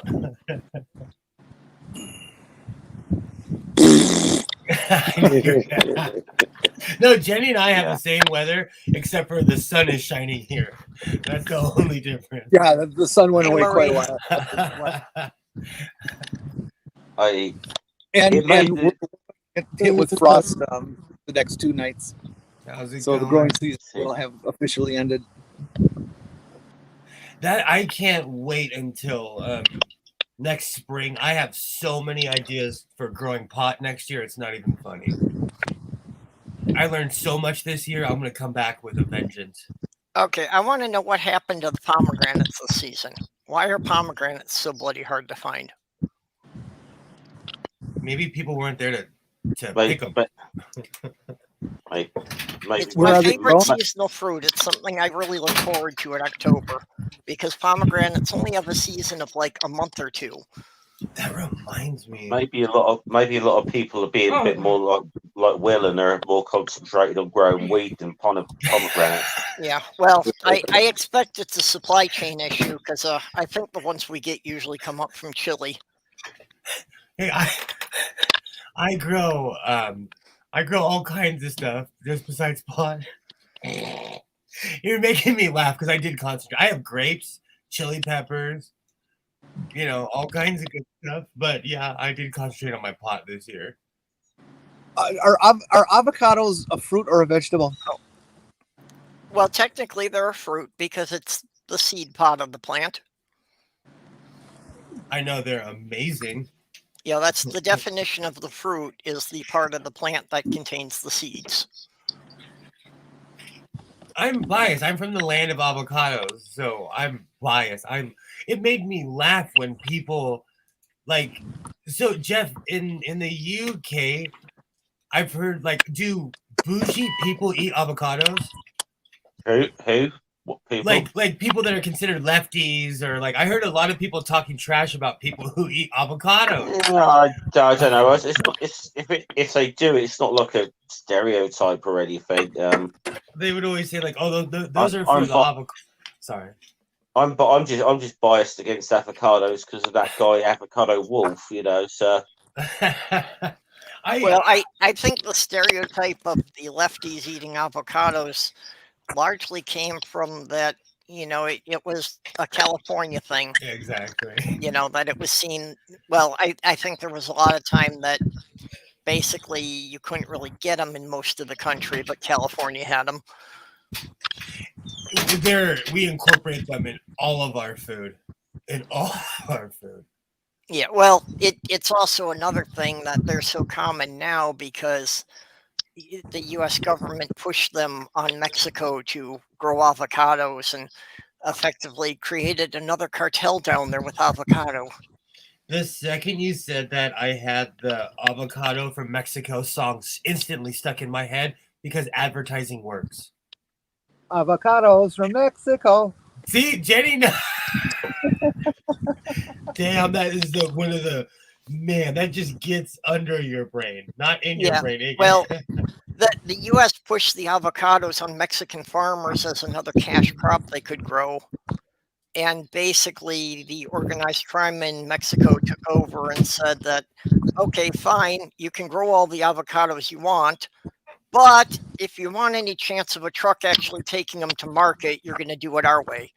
Okay, and also, again, I'm not saying anything that wasn't a secret. They were cutting in on Mexico's weed producing too, because Mexico produced massive amounts of marijuana up until the legalization. Yeah.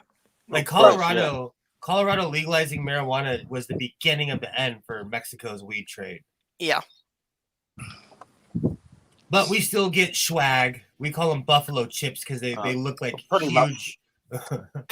Well, I think for a long time, really the sort of crime cartels were about the only growth industry in Mexico, and probably still are. When what was his name? I can't remember his name now. There was one president of Mexico who knew it was such a problem that he divided the country. He was smart. He said, okay, you have this part, you have the northern half, you have the southern half, you have this eastern half, And then when the president after him came in, he broke all that up. And that's when all the violence started kicking off again in Mexico. Yeah.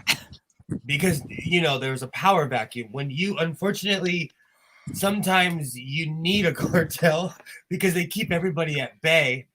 And, there was years and years of peace. It was a weird peace, but there was peace. And now, there's no peace in Mexico. Well, the power vacuum is a real problem. That's also my explanation in my time traveler book, because the first question everybody asks is, if you had a time machine, why didn't you go back and get rid of Hitler? Doctor Who. And my explanation was, Hitler is what you got because we assassinated the guy who was going to be in power before him. Exactly. Doctor Who kind of said that. That's one of my favorite episodes too. Let's go kill Hitler.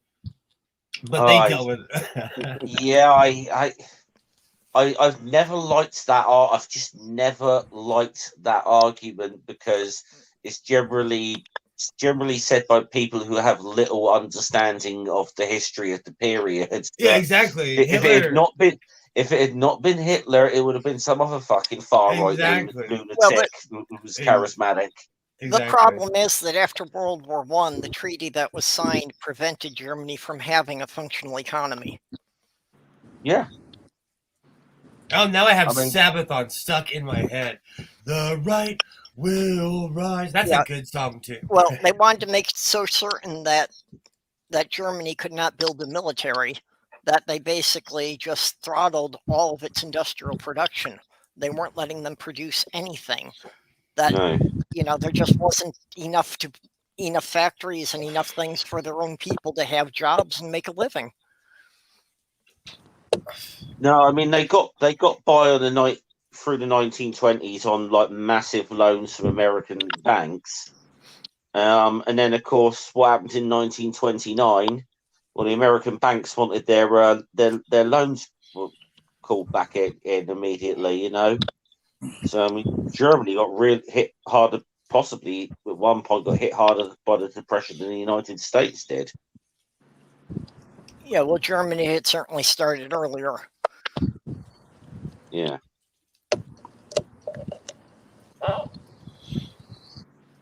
Why are they bringing a massive truck on my street? They're going to move your house. No, it's just for his sewing machine collection. But the irony is as well, of course. I mean, it is obviously very well documented.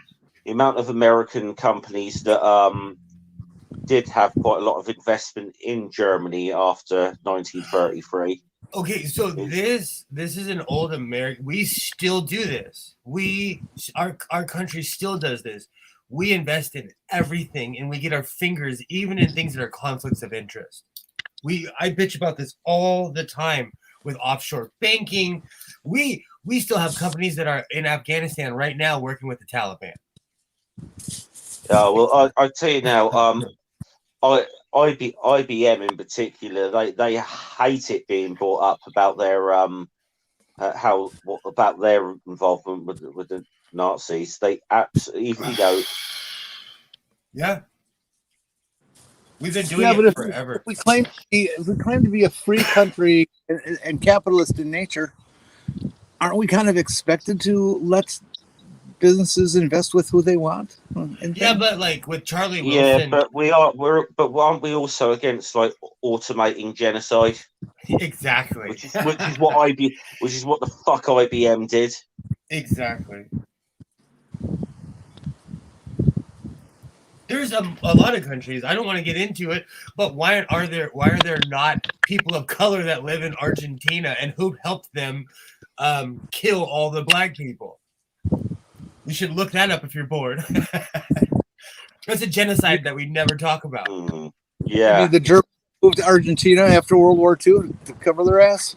Well, that's another thing. That's another thing we never talk about. You know, well, how come Argentina or Haile Selassie and Ethiopia, they were Nazis. Right. They were Nazis. When one of my dad's favorite stories is when the Navy, a famous story is they found a German sub, and they got to the hatch. They said, get out!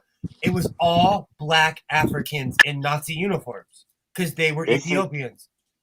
This is one, yeah, because this is a thing that a lot of people don't know, because it sounds very strange that Germany was selling weapons to Haile Selassie. Oh yeah, to use against Mussolini. This was because obviously Mussolini tried to conquer Ethiopia. Why would he try to conquer Ethiopia? They're so far away and so deep into Africa. Why did the Dutch? It was just the whole. Every other country in Europe's got an empire. Ethiopia is the one country in Africa that was not colonized. Oh, all right. You know, so I guess he thought it'd be easy pickings. It wasn't. Not at all. History's funny. History's funny that way. Even on my side of the family, a lot of people, when they talk about the North and the South and the Confederacy, they really don't know history, because black people outnumbered white people at that time 5-1, when previous years it was 10-1. There's a lot of people on both. How are you doing? Did you get the mic sorted out? Aw. Oh, It's good to see your face though. Hi, Stool. And I love, are those new glasses? I love your glasses. So I'm guessing that the headset from Poundland is just not cooperating with your laptop, huh? That's the next GoFundMe is for Stool's new microphone.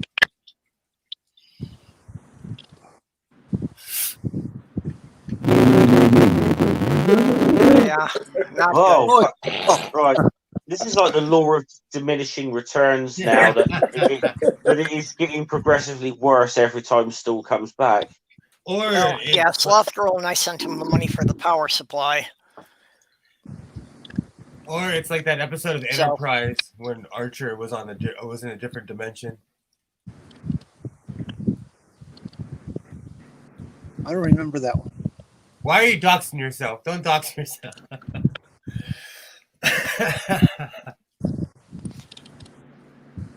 Yeah, after Amazon screwed around about how they were going to deliver it. And then he said something on Twitter that he even had to modify something on the power supply to use it. That's awful.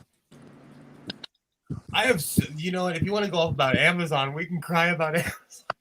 First off, they let a stalker send something to my house in my real name. And when I order something, oh wow, what the blazes is that? Do you know if I You did had to that? put a grounding cable on it. If I did that, I would burn down my house. Yeah. It's horrible. You have to do that when you got something new. Okay, Stool May just got a solution. He's saying write post-it notes. So, actually, yeah, can you go down to Poundland and get yourself a whiteboard and some dry erase markers then? So, Yeah. I love my local 99-cent store. I will never talk trash about Poundland, the Dollar Tree. I love Okay. my. Oh yeah, I go to Dollar Tree all the time. I guess we can always like just play charades with Stool, you know. I wanted to buy some. I know what that one means, Stool. Yeah. Camera, Stool glasses, wants a lollipop. blowjob. Camera, glasses, blowjob. Yeah, I can't understand why the power supply didn't have a proper grounding plug in the first place. That's weird. Crazy. So yeah, if anybody wants to help Stool out, I'm putting his PayPal in the side chat there. Doesn't Stool have an Amazon wish list? Yeah, I don't think they do kebabs on Amazon. Not those kind of kebabs. yeah, I don't have the link to his wish list right here. I'd have to go and dig through some of the. I'd have to go and dig back through the private chat. You want a Twitter. kebab? I can get you a kebab on Amazon, Jeff. Better than those amateurs walking around with a 9-toed woman. What? That's a big Lebowski. That's a big Lebowski joke. Yeah. You want a toe? I can get you a toe. Amateurs. I randomly incorporate movie lines from The Big Lebowski in my life. It is a very quotable movie. That's why earlier when I said I was a nihilist. I have never seen that movie. You must You see should it. see it at least once. It's worth. It's your homework assignment for the week. Honestly, in a weird I've got way, enough homework already. I'm not even saying this to be funny. In a weird way, that's kind of how I live my life. And Jeff Bridges is wearing his real clothes in the movie. That's a very West Coast way of life where we just kind of float along. Jeff Bridges is major league hot. He's a real dude. If you walked up to him, he walks around LA. Him and John Goodman. I've walked up to John. He reeked of weed, and he talked to me. John Goodman is an amazing human being, and he likes to smoke the good stuff. Awesome. He showed up for Wicked at the Pantages Theater in sweats, literally with weed in his pocket, and they let him walk in for free. All three of those guys in that flick are very cool dudes. Steve Buscemi is Oh yeah, Buscemi's cool. a very cool dude. Very. He was a firefighter. Yeah, he went back and fought during and volunteered during 9/11, put full uniform on, and I respect Steve Buscemi through and through. Yeah. And God, he's such a funny. I mean, he just looks so odd. He is so perfect for so many odd movie parts. In The Sopranos, he plays his role so well. Like, yeah, you should he's go back. fantastic. In that. I would love to see him get a romantic lead of some sort. I think he could pull it off perfectly. Speaking of Sopranos, has anyone seen that spin-off movie or something that's been done that's the prequel or whatever? Because I've been hearing, I haven't seen it, but I've been hearing not so good things about it. It's because they're ruining everything. A prequel of what? They have Tony Soprano as a teenager because yeah. because Tony I haven't Soprano watched that yet. because his dad was a badass. But I don't know, they're overdoing it. It's just overdone. Yeah, this is what I've been hearing. They've like gone like mad with it. And they turned him into this, like, I don't want to give it away, but it's not it's not who the character was. They're turning him into something else. You know, it's not. Yeah, well, see, that doesn't work. That the whole point of a prequel is that it has to end with the character you knew. That's what I'm saying. And like to have been through all that stuff in high school, you wouldn't be Tony Soprano. Like I'm 50-50 on remakes because I talk a lot of trash, but then I love Battlestar Galactica. I hated the Stargate reboot when they did it with Corin Nemec. You know, there's a lot of, I don't know, like I'm 50-50 on remakes. Yeah, for the large part, I think remakes are a mistake. I don't think they should do them. There have only been a few that I think have come out to be at all worthwhile. Are you guys hearing the thunder here? No, I hear the wind. Yeah, we heard some wind noise. That's thunder. But yeah, the rain's back here again. Rain is coming down pretty good. And I guess it has made Sammy go into hiding. Actually, it's probably the testing of the fire alarms has made Sammy go into hiding. It's a very relaxed thunder today. Will, you don't get thunder and lightning out there much, do you? We actually had a monsoon rip through here with full lightning and thunderstorm, but no, it's rare. But it was so rare that I said last week, our neighbors, we were all standing at our doorways or our garages because rain and thunder is so rare here. We were watching it. It's so rare. Have you ever had a rainstorm there where in the middle of the day in summer it gets so dark from the storm that the lights come on in the streets? No. Yeah, you ought to come here and see that happen sometime. But keep in mind, I lived in Northern Oregon in my 20s, so I've experienced it.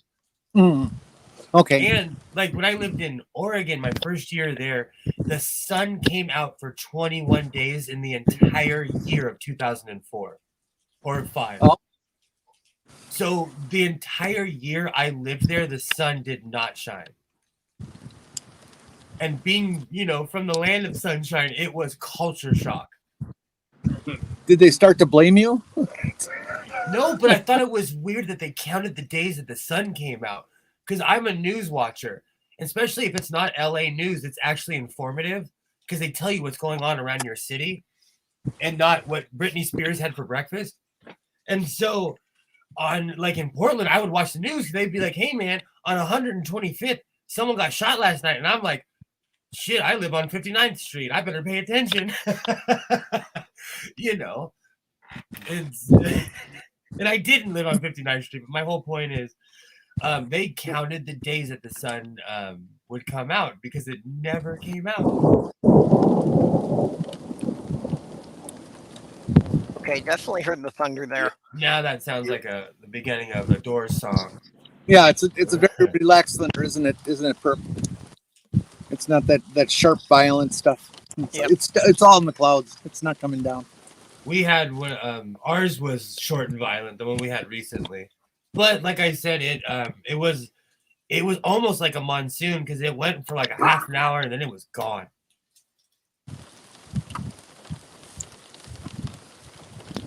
I'd have to say that as far as the prequels went, I did like Enterprise for the most part, although I think they would have done it better without the whole temporal war thing. Oh, come on. I loved season 3 with the Zindi. You got to see T'Pol with... Never mind, I won't say it.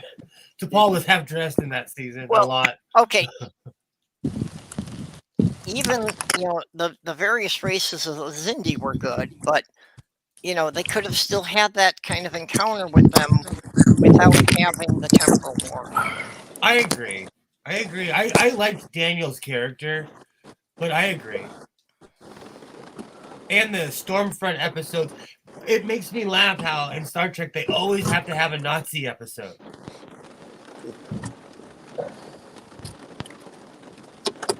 Nazis are bad, really. And I think they did it in Voyager too. When the holodeck, what species was that? They were The hunting. Hirogen. Yes. The Hirogen. When they were hunting the crew of the Enterprise on the holodeck.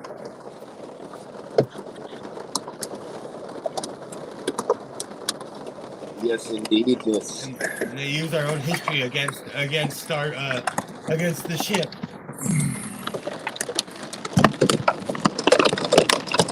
Yeah, you know, the holodeck proved to be pretty dangerous. I'm surprised they didn't just get rid of it.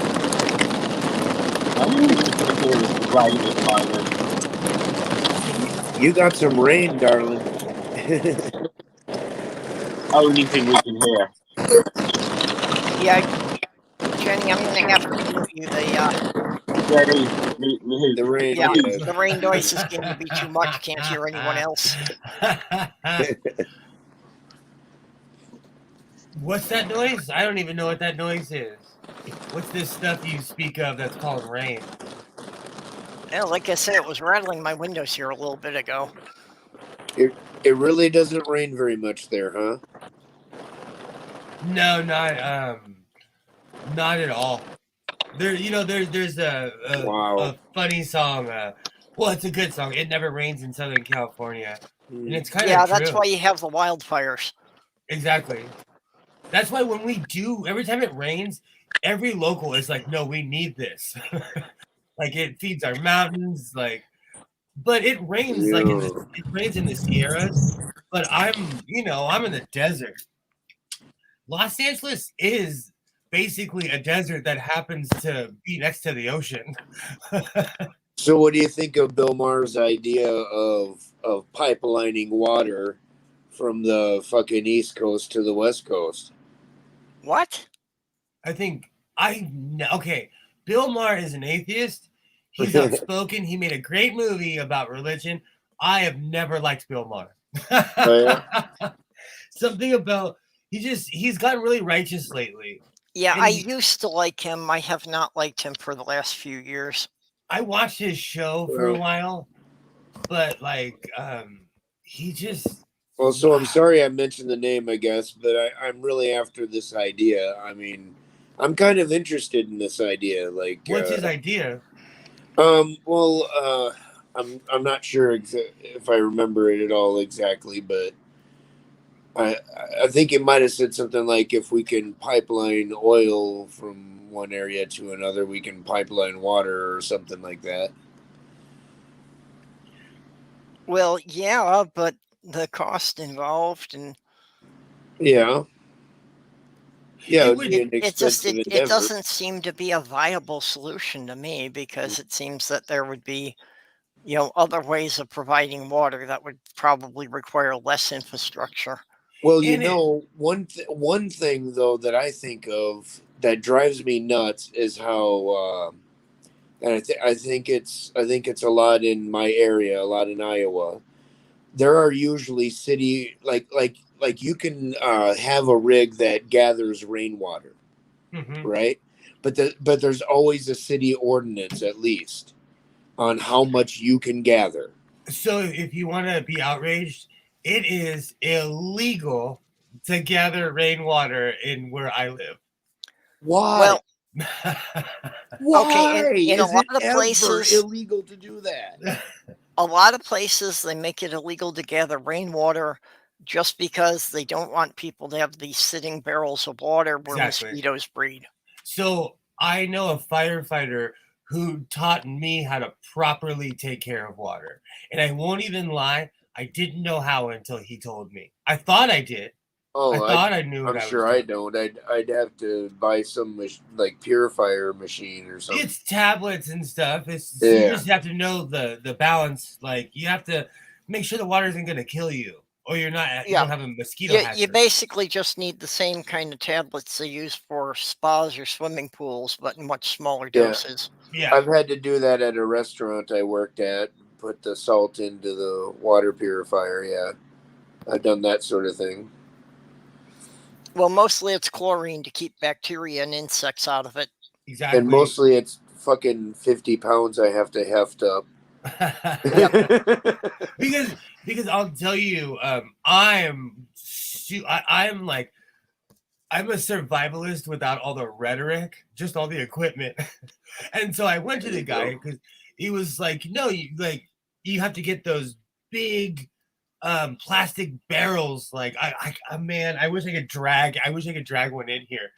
And then you have, like, he was telling me, like, you have to get a water tablets. There's certain things you have to do. And once you do that, I don't think it should be illegal to collect rainwater. See, Liam has my back. There are already, aqueducts and pipe and water being pipeline everywhere. And there are thousands of miles of it total, but I don't think any of the individual runs are all that long. Well, also, in order to do that, we would have to get along.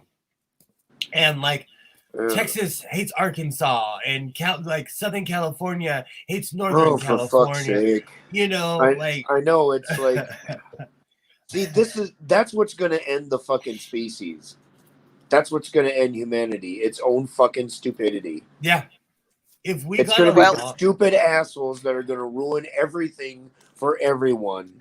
Because I like what you're saying, but like I think it's fucking ingenious because it would actually solve a lot of problems. Run a pipeline up to Flint, Michigan first, Yeah, fuck yeah. But we would actually have to help each other without all the rhetoric and BS. And we're so polarized. Just like I was talking about how angry people are just in general. Like yesterday, Isaiah flipped somebody off, and I was like, don't do that. You're going to get, like, you don't know. Like, people are so angry right now, Well, we evolved as a very tribal species, and we still, on many levels, we can't get past that. It's like the human brain is actually only capable of recognizing something like 100 or 150 individuals. Mm-hmm.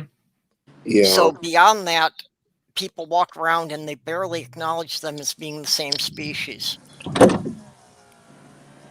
I can see that. Hey, Jenny. It's that's why it's easy to dehumanize people and not care about people in other places, Tell me about that's why in a large city it's easy for people to just step over homeless people because they don't see them as people anymore. So yesterday Isaiah's homeschooling, so I reach a point where I'm like, let's go cruising, kid. Let's get in the car, let's go somewhere. And it feeds into my Goodwill addiction. So Jenny, your storm passed already? Yeah. That was just a quickie. Oh, that's pretty good. Sharp on that. Yesterday I literally had to step over somebody on meth. I made sure they weren't dead, but I literally had to step over somebody who was laying on the sidewalk.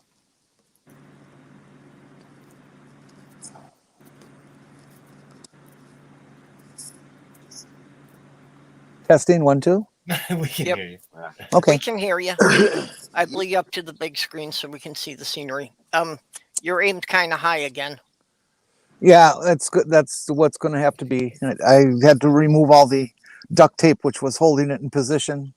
Okay. Because I had to close the window because it really rained hard. Yep. See, we got a good view of the trees here at this point, is what we're seeing. Yeah. Okay. Well, yeah, they're pretty trees. Too. Yep, the leaves are changing color there. I'm used to storms like that, where it's only 20 minutes and then it's literally heading towards Northern California and Oregon. In Iowa, here at least, it can be bright and sunny out, and we can have like a sudden shower last for probably 20-30 seconds. Well, and at the same time, it can be dark and stormy for days at a time. it was a dark and stormy night. It was a dark and stormy week.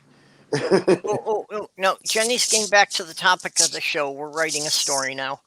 There we go. Full circle, 2 weeks in a row. I feel like there should be cake and trophies. I like cake. Well, Everything should have cake. I'm gonna ask people about this because I apparently I've been accused of having a prejudice and of a hate crime that I didn't know existed. What holy Yeah, sacrament and did you cross? it's and I'm you know I'm quite saddened to hear about because I you know I don't want to be guilty of anything like that. Could anybody tell me what Darth phobia is? Because apparently that's apparently my video of about Darth Dawkins being a complete asshole means I'm Darth phobic, and I thought the person was joking. It turns out he's fucking serious. No, but I was like, I told you a long time ago, Jeff, when Antangelo said I identify. No, yeah, he said I identify as a Christian. I was done with him because he was saying that to say like, oh, I identify as an attack helicopter. He's just being an asshole. Oh The yeah, second he said that, I was like, I'm done with him. Done with you. I'm done with him dickhead. now. I'm fucking done with him now because he is he's clearly demonstrated he is not fucking sorry about what he did. So but that's what I'm saying though. They're just dickheads. It has nothing to do with their religion. They're just dickheads. I'm guessing that Darth phobia is the fear of having assholes on your channel. Yeah, possibly. Of not wanting to have. That's a legitimate fear. That's not irrational. I'm gonna tell you honestly, I consider him insane because he says the same thing over and over and over. He has one argument. He has one stance. It's to me, he's insane. And Jeff, the best I can offer is, everyone is Doc Fearsome phobic, but that's all right by me. Oh, I love you, Doc.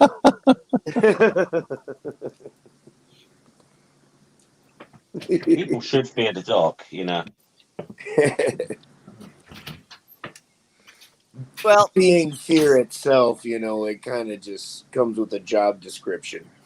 Yeah. I generally operate under the assumption that everyone is an asshole for a limited time each day. Generally, everyone's going to be an asshole for at least 3 minutes a day. Some people abuse the privilege. Indeed.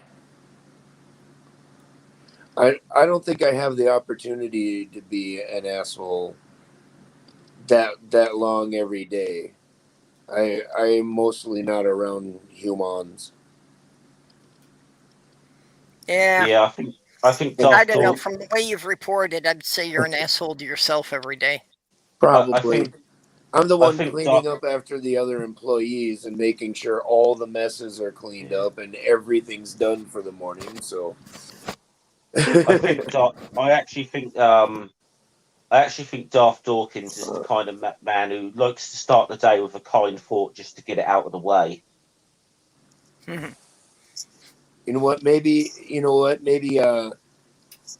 Darth Dawkins is looking at this completely backwards. Maybe Darth Dawkins is reason phobic. Yeah. Well, typically narcissists like him don't see that they're narcissist and can genuinely not understand why people hate them. Yeah, and they can't understand why people don't love them as much as they love themselves.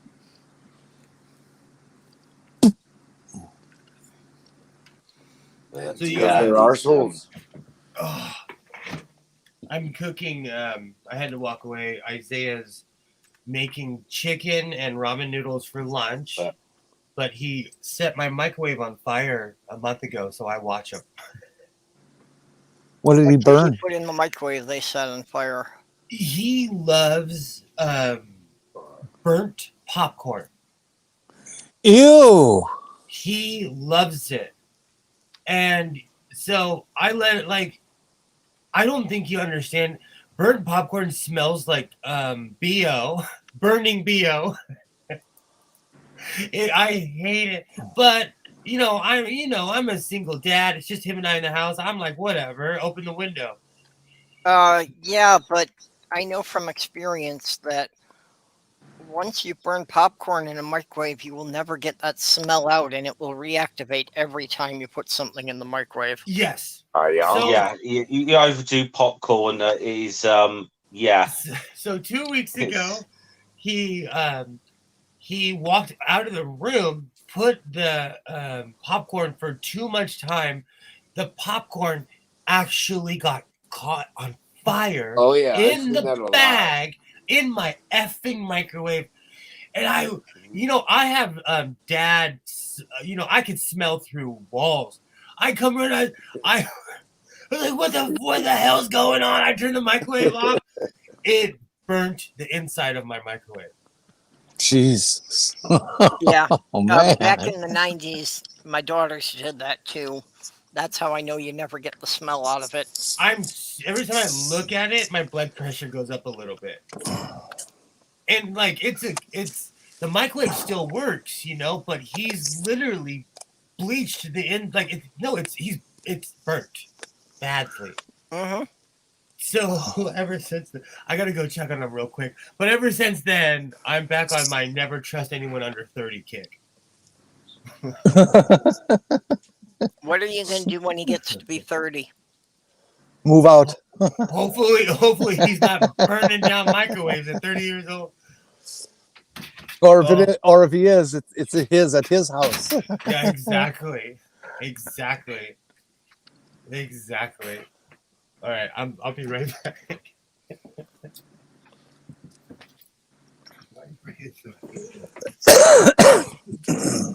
But what time put him on the chicken board? Yeah, the whole situation over the last 2 years has made me very glad that I'm done with raising kids. I don't think I could have got through it during the whole COVID thing of, having the lockdowns and having them stuck inside and having to homeschool and all that stuff. Oh, I would go nuts. I would absolutely go nuts. And that's like, I have a lot of sympathy for the parents, having to homeschool when you weren't prepared to do it. That's just, it's mind-boggling what that must take from the parents. Indeed. But at the same time, I still think it was reckless to reopen the schools before all the kids could be vaccinated. Yep.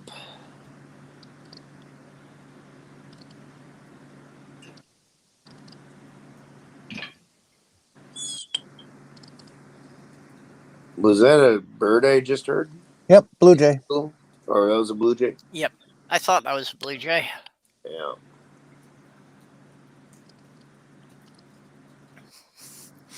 That was pretty sweet.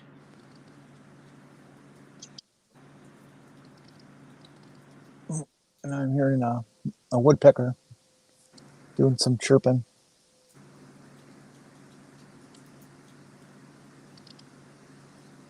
That's one of my favorite things about having moved out here in the country is I've come to be able to identify so many birds just by their call.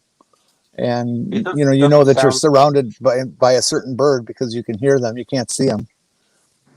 I was gonna say, it doesn't sound like a woodpecker. Mayor Andy. Well, there's lots of different types of woodpeckers. Yep. Yeah, but I mean, because I thought they sounded like. Well, they do. That's a red-headed woodpecker, and that's common to Georgia.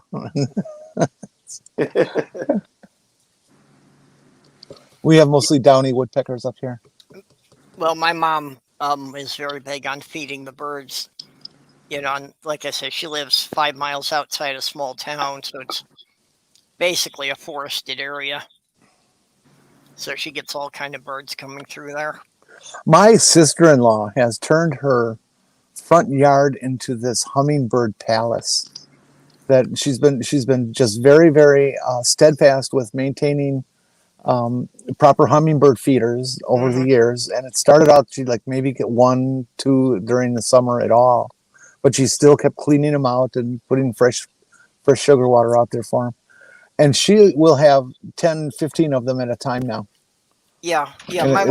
My mom puts out hummingbird feeders, so Every year she gets a few breeding pairs nesting in the trees on her property. Yeah, it's neat seeing that many together, and they're so I've never seen that many mostly at one time because they are very territorial. Also, the they're males will chase each other off. they're so mostly not afraid of people, and you can go right up to the feeder with them there.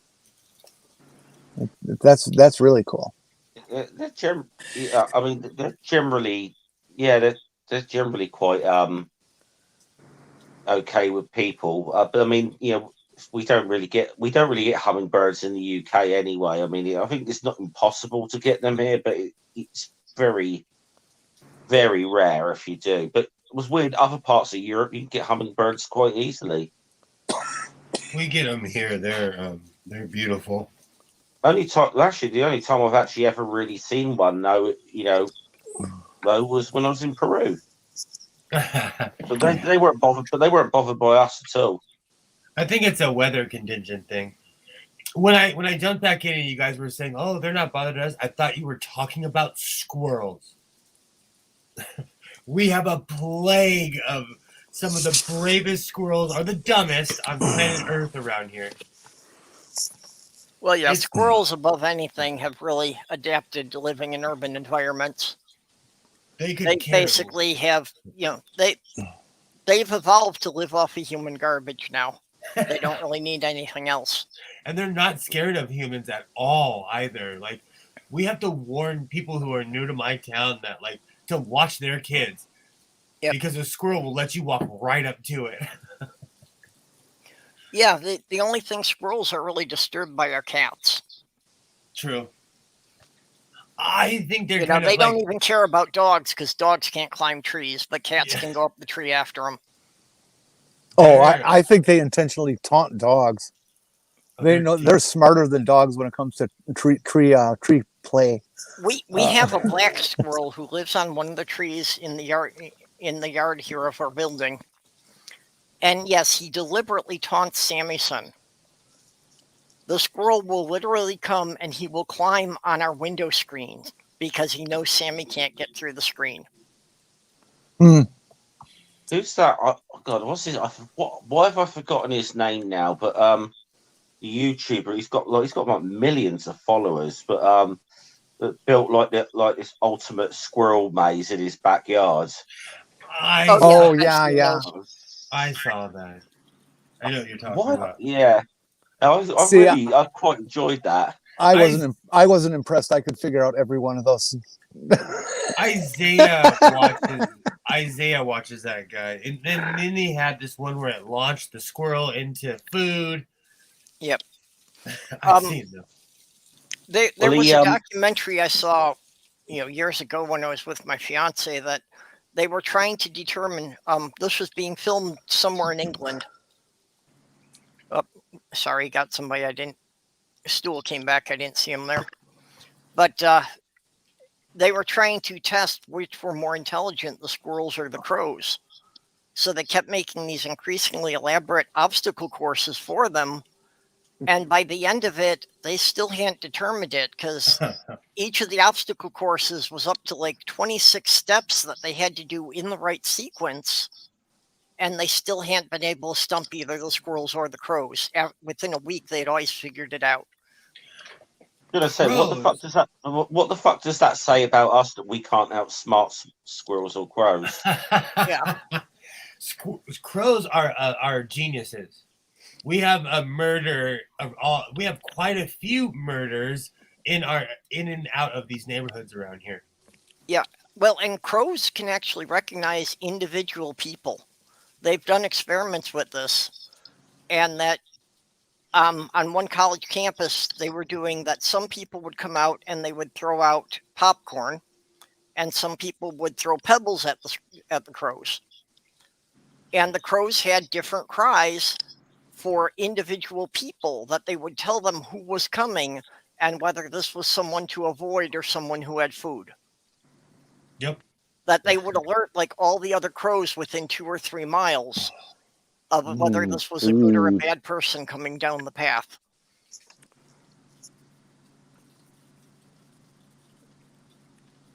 That's crazy. Now that we're talking about crows, it just made me think of that Peter Capaldi episode of Doctor Who. Yeah, the YouTube ones I know, like Liam is saying that they do them step by step, but Yeah. the ones in the documentary I was seeing that, yeah, they added on to them a lot, but at some places they had completely scrapped it and started from scratch with like a 10-step course, and they still figured it out. Yeah. Yeah, I That's mean, yeah. crazy. But yeah, I forgot his name now though. But yeah, I quite enjoyed that whole video with him because he did a couple of them with the squirrels. But he's famously done one, the practical joke on the people who steal parcels off of people's porches. I love those. That's the guy that puts the fart spray and the tracker. Yeah, love and those the videos. glitter bomb. Yeah, Oh, is that the same guy? Oh, Yeah. that's neat. I love the glitter bomb. Me too. I live for that shit. I think those people get exactly what they deserve. Yep, absolutely.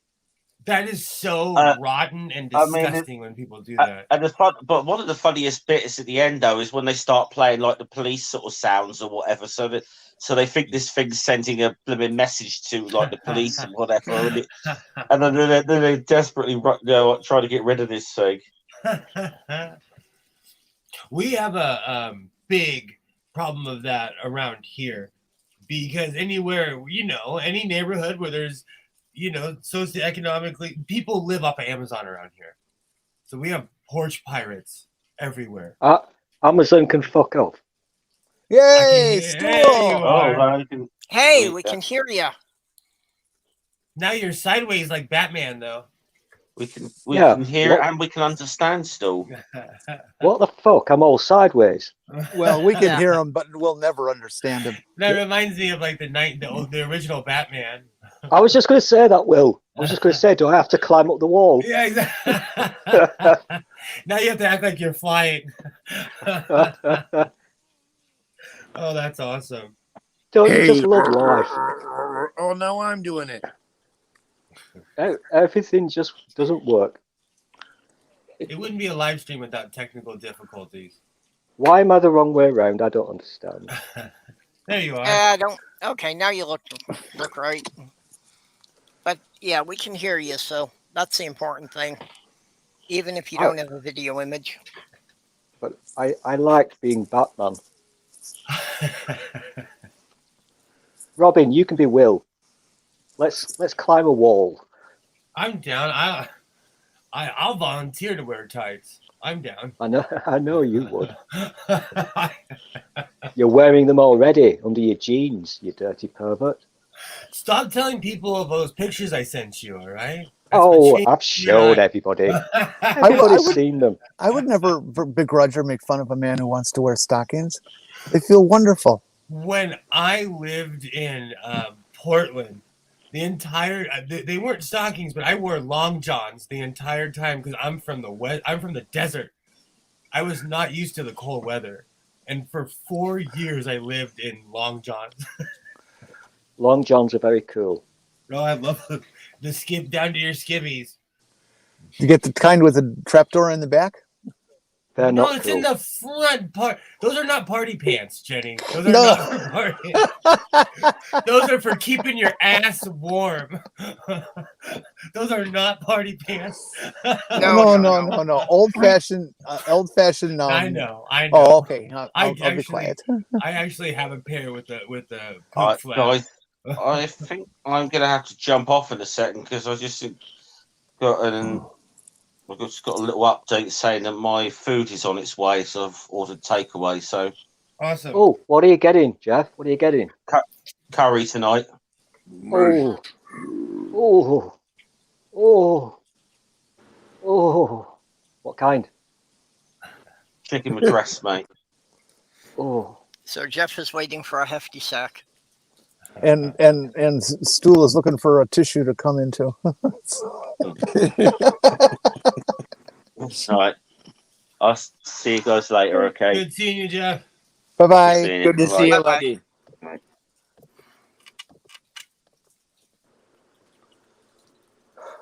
Now I have Well- Sabathon stuck in my head, and I'm craving green beef curry now. What an absolute kerfuffle. This is ridiculous. You know, I think it makes me laugh that English people love curry and tea and all these things. Well, they colonized the right countries, you know. That was really the drive for England to colonize every place, was to find spices. You know, literally, historically, Yeah. that was what they were always after, was to find spices from all these other countries. I always jokingly tell Isaiah, like, hey, be careful with that salt. People fought wars over that, but they really did.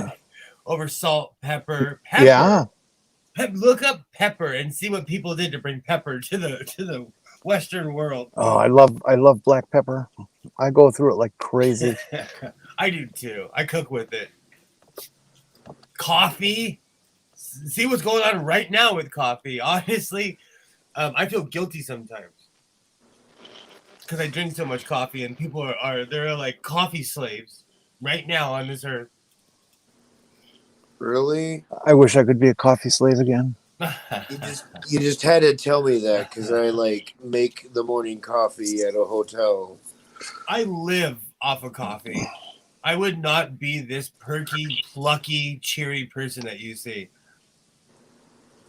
Coffee is literally part of my blood type. I was actually complimented by a guest once on the coffee, and I said, thanks. I poured the bag into the machine myself. My fiance said I made good coffee. I had to take her word for it, as I was never going to taste the stuff. There's I a couldn't commer- live without coffee. I could not work without coffee. I Same. think the big difference of why my coffee was so much better than her ex's was because I cleaned the pot about once a month. When I got there, it looked like that makes coffee it- maker had not been cleaned in years. Oh no, that makes it better and better. I'm on tea at the moment because thanks to Poundland, which is awesome, they don't seem to have the things in that I need, such as my coffee, which costs £1, and my bread that costs £1. So I've had to buy a box of tea bags for £1. And tea's nice, but it doesn't just, do the trick. Yeah, see, I don't like coffee at all. I drink tea all the time. Although, most often iced tea. I started getting. I think I put too many tea bags in my last Sun tea. It was like a drug. It was so strong. Well, having gone so many rounds with the iced tea with Bad Tempered Badger, that we've now come to referring to it every time I make a picture of iced tea as poking the badger. I never realized how much tea Americans drink, but we drink cold tea. Like, I grew up drinking Lipton. I was obsessed with the brisk iced tea. To me, that's just tea soda. I used to drink brisk. That was the best stuff back in the day, I used to drink it, but yeah, one of the things about making my own is that the pre-brewed stuff is just way too much sugar. There was no pre-brewed pre-brewed stuff I'm using when I was less growing than half up. the sugar. There was no pre-brewed stuff when I was growing up. If you wanted cold tea, you made your own. Period. That's the only option you had. Yeah, well, not so much when I was growing up, but back in the 90s. That's the one thing I'm going to be mad about. Actually, no, I guess I could do it because I have UV lights. But I make sun tea all summer long and then add enough sugar to kill a horse. But it started grabbing me because I'd put like 30 tea bags. And even though I have a giant thing, it started getting me ripped. It's because I drink coffee in the morning and then I'll drink tea. I'm enjoying 30 tea bags? I'm crazy. I'm crazy. It's like I said, it was so strong. I had to take a month off. And I put that picture a long time ago in your group, You see how big it is. It's one of those giant jugs from Walmart with a handle. No, you only need like 2 or 3 tea bags per liter of water. It's huge. It's like I have to look see how big the thing is. But I get crazy because I drink for effect. Do you ever cold brew coffee? I used to, but I don't save it anymore. Like I in my coffee machine I mix espresso and coffee, and I would gosh, you really want to hear this? I would put it in the fridge and I would put it in mason jars. And then I would open up the mason jars when I felt like drinking it, and they were so strong because they would ferment in the fridge. Oh yeah, that's again, my fiance liked the coffee shots, so I started making those myself. That I would take the coffee and I would boil it out, basically drive off half of the liquid just to concentrate the coffee, and then like put that with her blend of sugar and cream and refrigerate it overnight. I'm finding side chat to be quite entertaining because they're talking about spices, and as a British person, you may not have noticed this. I'm British. I find it quite ironic that we now can't go into our shops and buy shit because all our shelves are fucking empty. I didn't want to say anything. We spent so many hundreds of years invading people and nicking their shit and their spices, and now we can't get bread. I didn't want to say that. I thought that in a very angry, mean way the other day, how ironic that was. But I was like, no, that's mean. That's mean. No. I can see the funny side, and you go ahead and say it because we deserve. Yeah, I made a joke about that on Twitter at. yesterday that we were going to destroy Brexit and liberate the starving masses of England. No, honestly, I'm going to tell you, the second England signed a contract with America for the military, I was like, how ironic. How full circle have we come between Australia and actually, that's not even a new thing. No, I know, but that even during World War II, we were supplying a lot of ships to England, and actually, before it got sunk, the British battleship Hood was scheduled to go to Philadelphia for a refit. Now I'm going to start singing Johnny Horton. On that fatal day, the Hood was about. I won't sing it. But yeah, we already had contracts with the British because they couldn't keep up with the rate their ships were being damaged. So we already had contracts with them to repair ships before the US got involved in the war. And here is the thing. By the way, we only finished paying you off a few years ago. Here's the thing. Why did we need such help, and why did our ships keep getting sunk? Let's just think about that for a second. You mean in World War II? Yeah. Because the German Wolfpack got your number and were following the shipping lines in the North Atlantic. And what were the ships carrying? Well, a lot of them were empty because they were just being delivered. Many of them also carried ammunition because they were delivering that to the war effort without telling the public. But more importantly, what were they carrying? They were bringing a lot fertilizer. Of food over here. Yeah, food, because we're an island that can't provide for itself. Yep. Hello, Brexit.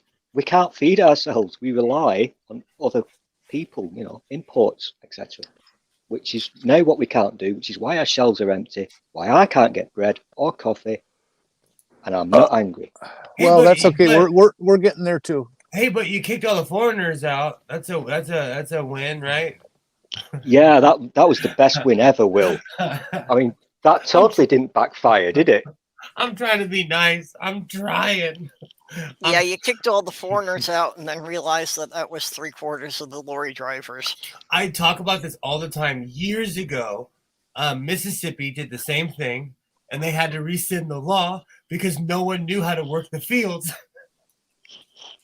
No one, except, so. Yeah, well, the U.S. did the same thing. All this stuff about, the immigrant convoys coming and all that. The immigrant convoys they were worrying about, those were the migrant workers who were coming to pick our crops. Yep. Those are the people we kept out. So 20 to 30% of our crops rotted in the field. You know, this one really annoys me because you remember, I will not mention his name, but the former guy, when things were getting a bit dodgy, he would shout, "Caravans!"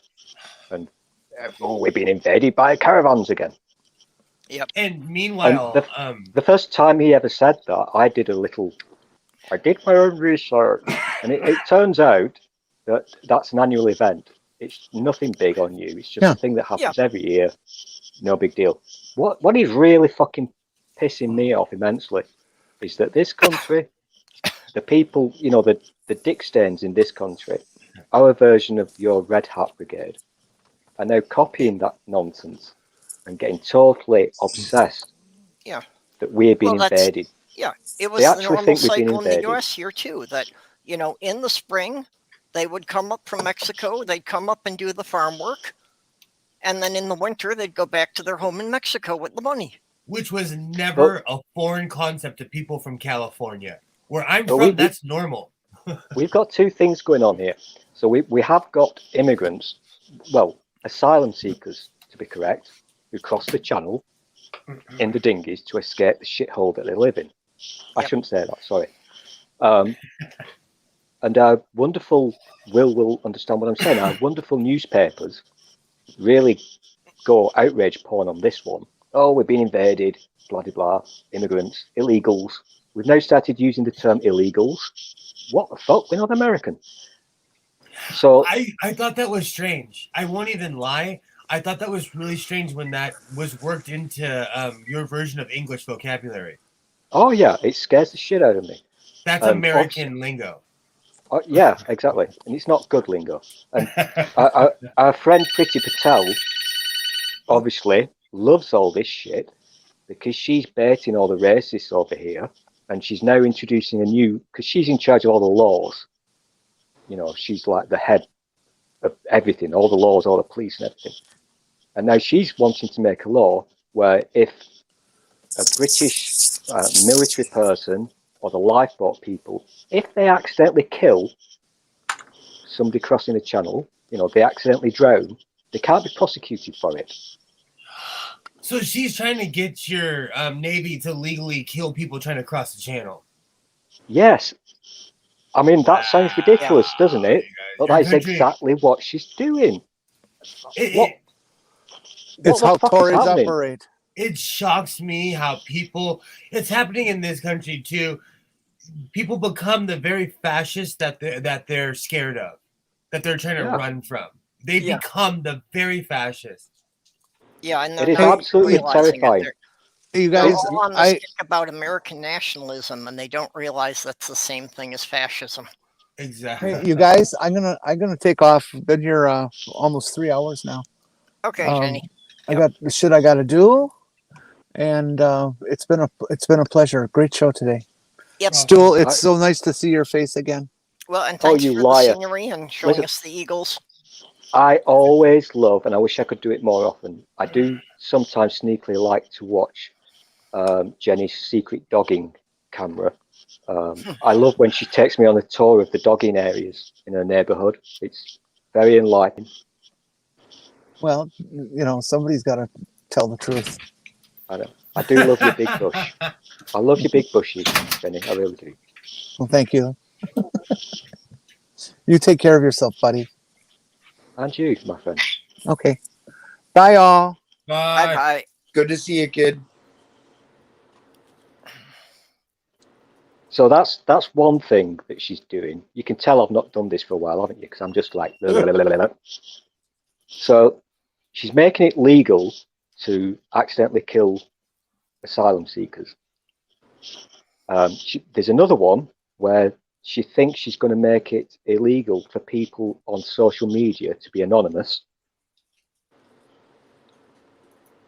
That's a thing. That's awful. It's bullshit. And do you know why she's doing it? We'll know, because a couple of weeks ago, a member of parliament was murdered. He was stabbed to death. Yes, which is awful. Completely nothing to do with social media, as far as we know. But the Tories, surprise, surprise, have jumped on this. Yeah, but your news within an hour was saying, I think, is he Somali? Is he of Somali origin? I screamed, "Oh, for fuck's sake," so loud my neighbor was wondering what was going on. Oh my gosh. What I do on Twitter, I've no patience for these morons. I'll call them something bad and I'll block them and I'll move on. Yeah. But they were all doing this. The phrase that we first heard was of Somali origin. Yes. And they then changed it to of Somali heritage. So basically, his parents were from Somalia. We didn't know where he was from. He could have been born in Britain. That's and what I I'm think saying. he was. That's And what I takes said me to off. somebody on Twitter, what the fuck does it matter where his parents were from? Exactly. How is that relevant? That's what I changed the channel. Right. I was like volume down. Yeah, listen, one day, Will, you and I, side by side on our piano keyboard, we're going to sit down in person, drink lots of beer, and fucking moan our tits off. We're just going to grumble and complain. Yes. We're gonna cause an earthquake. We're gonna grumble so much. Are you kidding me? Between your country and my country, we literally are an old country western song. Right? Can I do my third and final one? I'm sorry, Purple, for being a mouthy fucker. Oh, you know what I'm no. like. No, it's good to have you back. Go ahead. Make up for lost time here. I am doing this on my mobile because Yeah, I figured that. yeah, it's kind of obvious because these things, which are actually quite lovely, they're only £8 from Argos, but for some reason the mic doesn't work when plugged into my laptop. Yeah, well, I've run into that before with some third-party equipment that like the plug sometimes is just like a tiny fraction shorter than it's supposed to be, so it's not making the contact right inside. Apple does that for These are actually sexy Sony earphones. There's no reason why they shouldn't work whatsoever, but they don't, and I'm just going to have to live with that fact. It's pissed me off because I spent ages in anticipation of my charger arriving for my machine. Yeah, I know, it's such a letdown.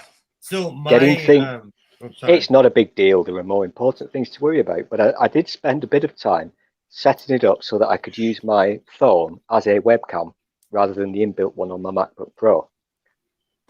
And it would seem to me that the pictures from my phone, the video, actually looks pretty damn decent. I tried it out in OBS.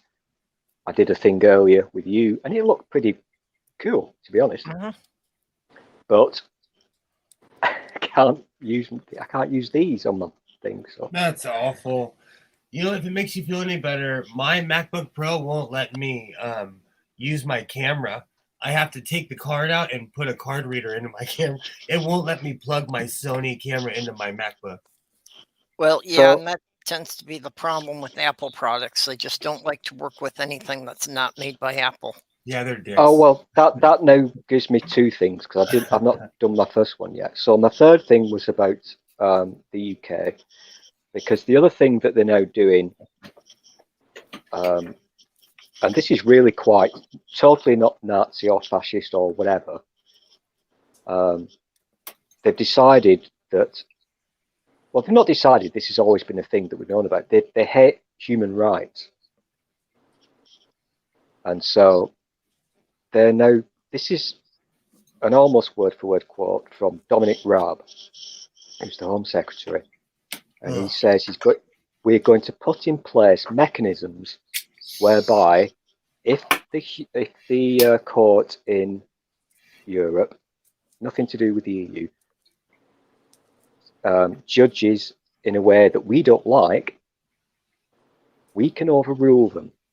And this is about human rights. That is a really fucking scary fucking piece of shit right there. Yeah, because they want to be able to torture people legally. Again, like shooting refugees on boats coming into your country. I've babbled on about this so much over the last 6 years. These people are dangerous, and they hate that normal, everyday people have rights. They hate it so much. Do you know we don't even do that in America? Is a no joke kind of place, and we don't even do that. It's Well, scary, unfortunately, I see America going the same way with how heavily Republican stacked the courts are. Because, you know, the original concept of our system was supposed to be that we have a democratic republic, so it's supposed to be, you know, the will of the majority, but then the courts were supposed to be to protect the rights of the minorities. yeah. And I mean, this is kind of like, it's Trump-esque in a way, but these people, these idiots, and I will always call them Nazis. If you don't like that, fuck off. But they're pretty much copying what those fuckers did. They think they should be above the law, that they should be able to overrule judges, our Supreme Court, whatever. They want to write that into our rule book. Yeah, they think they should be an elite class. That MPs can literally say, fuck off, we don't agree with you, judge, court. That's a real thing that's actually happening. Yeah. And it's a pain in the ass because I babble on about this so much because it lives in my head. It scares the shit out of me. But most people obviously don't give a shit or don't know. And if you do talk about it, everyone thinks, oh, hello, tinfoil. But it's all there happening in front of our eyes. Right, I'll put that one to bed. My last one now, my plug, okay? With my wire.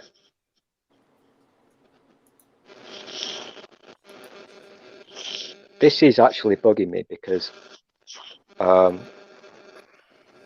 charger that I've got, it's not grounded. And a proper, legitimate Apple one would be. That shouldn't necessarily make a difference. But this is brilliant. It does make a difference because if there's no earth going to your machine, the trackpad doesn't work. Sorry, it's like a train station here today. And so what I have to do, I've made notes, Will, because you like your Apple stuff. So I've made notes on how to fix this problem because you'll come across it eventually. What I have to do now, my machine is just over here to my right. So when I'm using the trackpad with my 3 fingers, I have to keep my little finger just to the side of the trackpad on the frame of the machine. That gives the machine that it's then grounded. It's got an earth.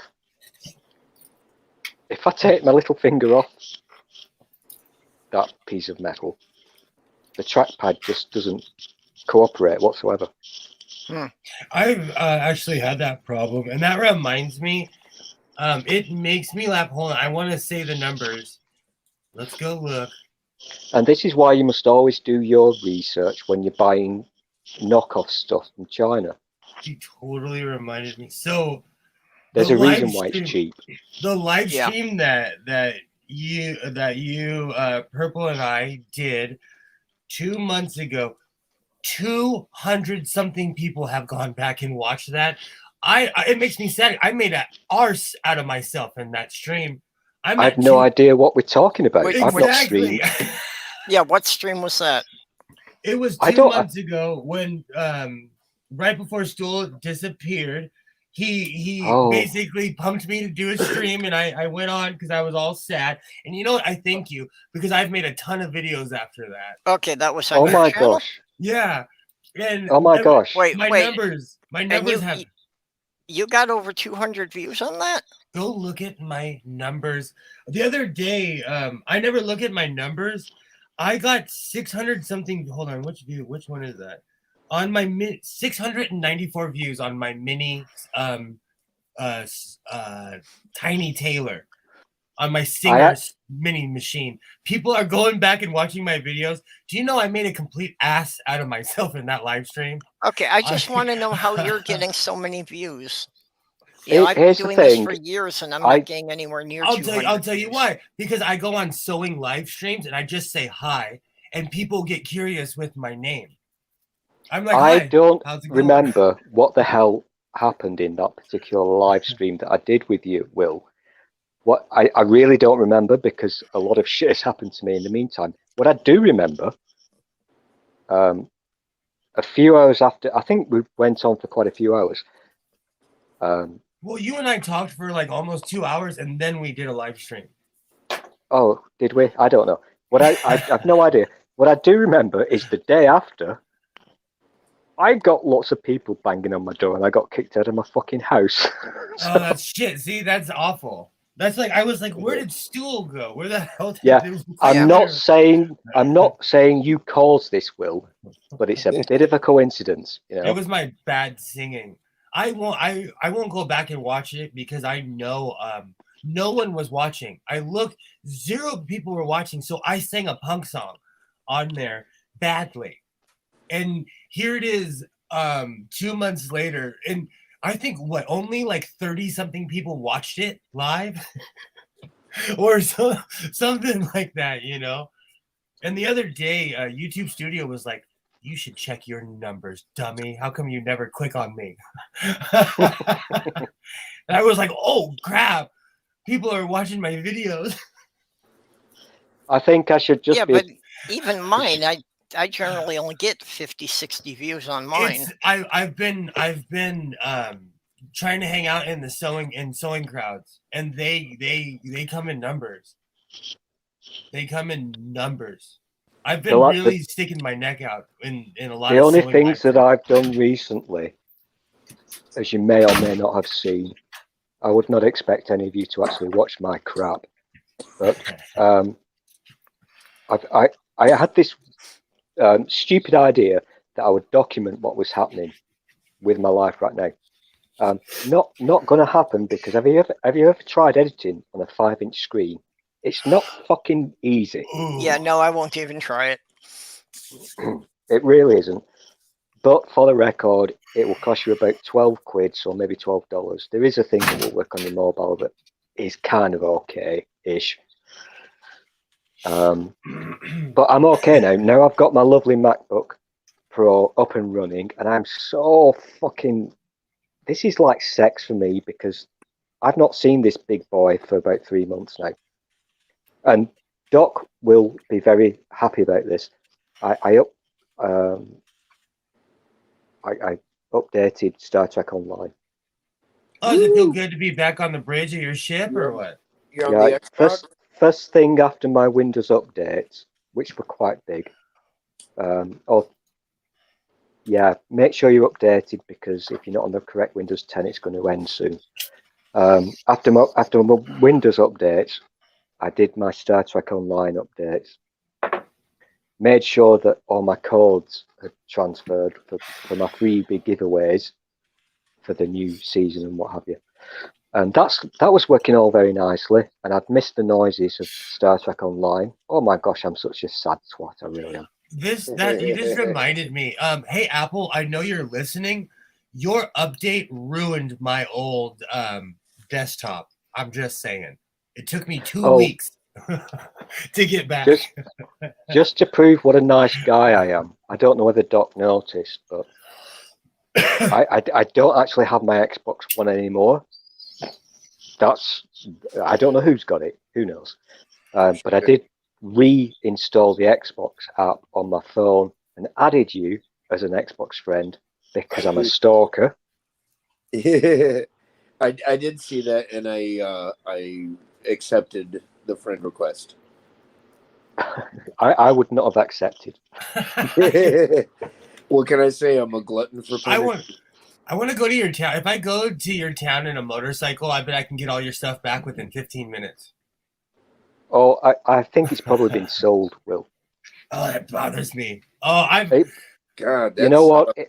I actually don't give a shit. There are a few items. I mean, it's a house. It's like, what do you have in your house? It's like furniture, TVs, all that kind of crap. There are a couple of items that I am really pissed off that I've lost that are mega expensive. Well, such is life, whatever. You just got to smile. A long time ago, I had a cousin who was on heroin. He stole half the stuff in my apartment, and I went straight to the pawn shop, and I saw half of my apartment for sale in the pawn shop. God. Yeah, I'm Yep. still mad at him. It was 20 years ago. The really sad thing is, when this happens and people take your stuff, I literally haven't got a clue where my stuff is or what has happened to it. No idea whatsoever. But let's say it's being sold. The thing is that the people who are selling it haven't got a clue what they're selling. They won't sell it for the correct value. Yep. And the people who are buying it won't have a fucking clue about the nerdy shit that I own. So I'm going to be really pissed off when they sell like something that's worth tens of thousands of pounds for like 50 quid. That's going to annoy me. So I'm not even going to think about it. Yeah, that's some junky stuff too. When I lived in Portland, there was this guy. Do you guys know what the word hype? If you were to call someone a hype, it's someone who's on drugs all the time that steals stuff. He always come up to me. One day he's like, "What size shoe do you wear?" I was like, "Size 13." The next day he comes with a brand new pair of Vans that he stole from the store, and he's like, "Give me $10." I was like, "Bro, those are $60 shoes." He's like, "Give me $10." Have you seen my? I think Purple's seen my Imelda Marcos collection. Yeah, I saw a picture you posted. I'm finding shoes, Will. And I know that sounds a bit shit, but they're really nice. People keep throwing away brand new trainers, sneakers, as you would call them. Stu, you know that like my entire thing about Godless Sewing is everything I'm wearing. So somebody else was wearing it. Everything I have, like that, every vest I have came from somebody else, you know. So I would never turn down free shoes, a free pair of pants, a free jacket ever. Thing is, when I found myself in this weird location, and I really would love to make a video about this because it would fucking blow your minds out. It would. All I had with me was the clothes on my back from when I was kicked out of the house. So a thin jacket, a little thin t-shirt, jeans, whatever. That was it. And one of the first tasks that was assigned when I came into this place, you can stay in that room, but you've got to tidy it up. And it was a mess. This place is inhabited by students, so 18-year-old kids. It was a fucking mess. But I found a nice pair of trainers, which I smelled them. They were okay. They were safe. I found this lovely jumper. It's the only one I've got. And again, I smelled it. That's safe. Oh, I'm all about. The thing is, I'm not even embarrassed about this. You know, you've got to do what you've got to do. Yeah. And no. I mean, needs must. And a few weeks ago, one of these wasteful students had thrown away half a pizza. And I poked it. It was fresh. It wasn't even yet a yesterday pizza. It was a this morning pizza. Oh, this kid. And they'd thrown the fucker away. That went in my belly. Was that kid rich? That's like, I don't even do stuff like that. That's awful.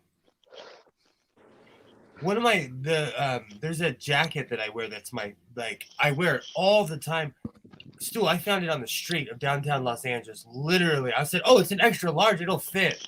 I put it in the back of my car. I took it home. I washed it, and I wear it all the time. All the time. You know, this. I'm not being flippant or this. I might get in trouble for saying this. I don't mean to be a dick, but where I am right now, and I've said to other people, I'm slap bang in the middle of the town centre. Busy place. Pubs, clubs, whatever. Incredibly noisy. But nobody knows that this place exists. It's completely hidden down a secret fucking alley. The unfortunate and sad thing is when I go out of that door at the end of the alley, reality, there's a hell of a lot of homeless people. And that kind of, I've got a roof, you've not, but I can't actually do anything about it. Yeah. Kind of messes with your head a little bit. And I get, every time I go out, I'll get, and sometimes not often, but every now and again, I'll get approached in a very aggressive way where I think, uh-oh, this is going to end badly because you'll be asked for money. And it's very difficult for me to say, I literally haven't got any because I haven't. Yeah. So it's weird. I would love, you know, I'd love to make a documentary about this because it's fascinating. It really is.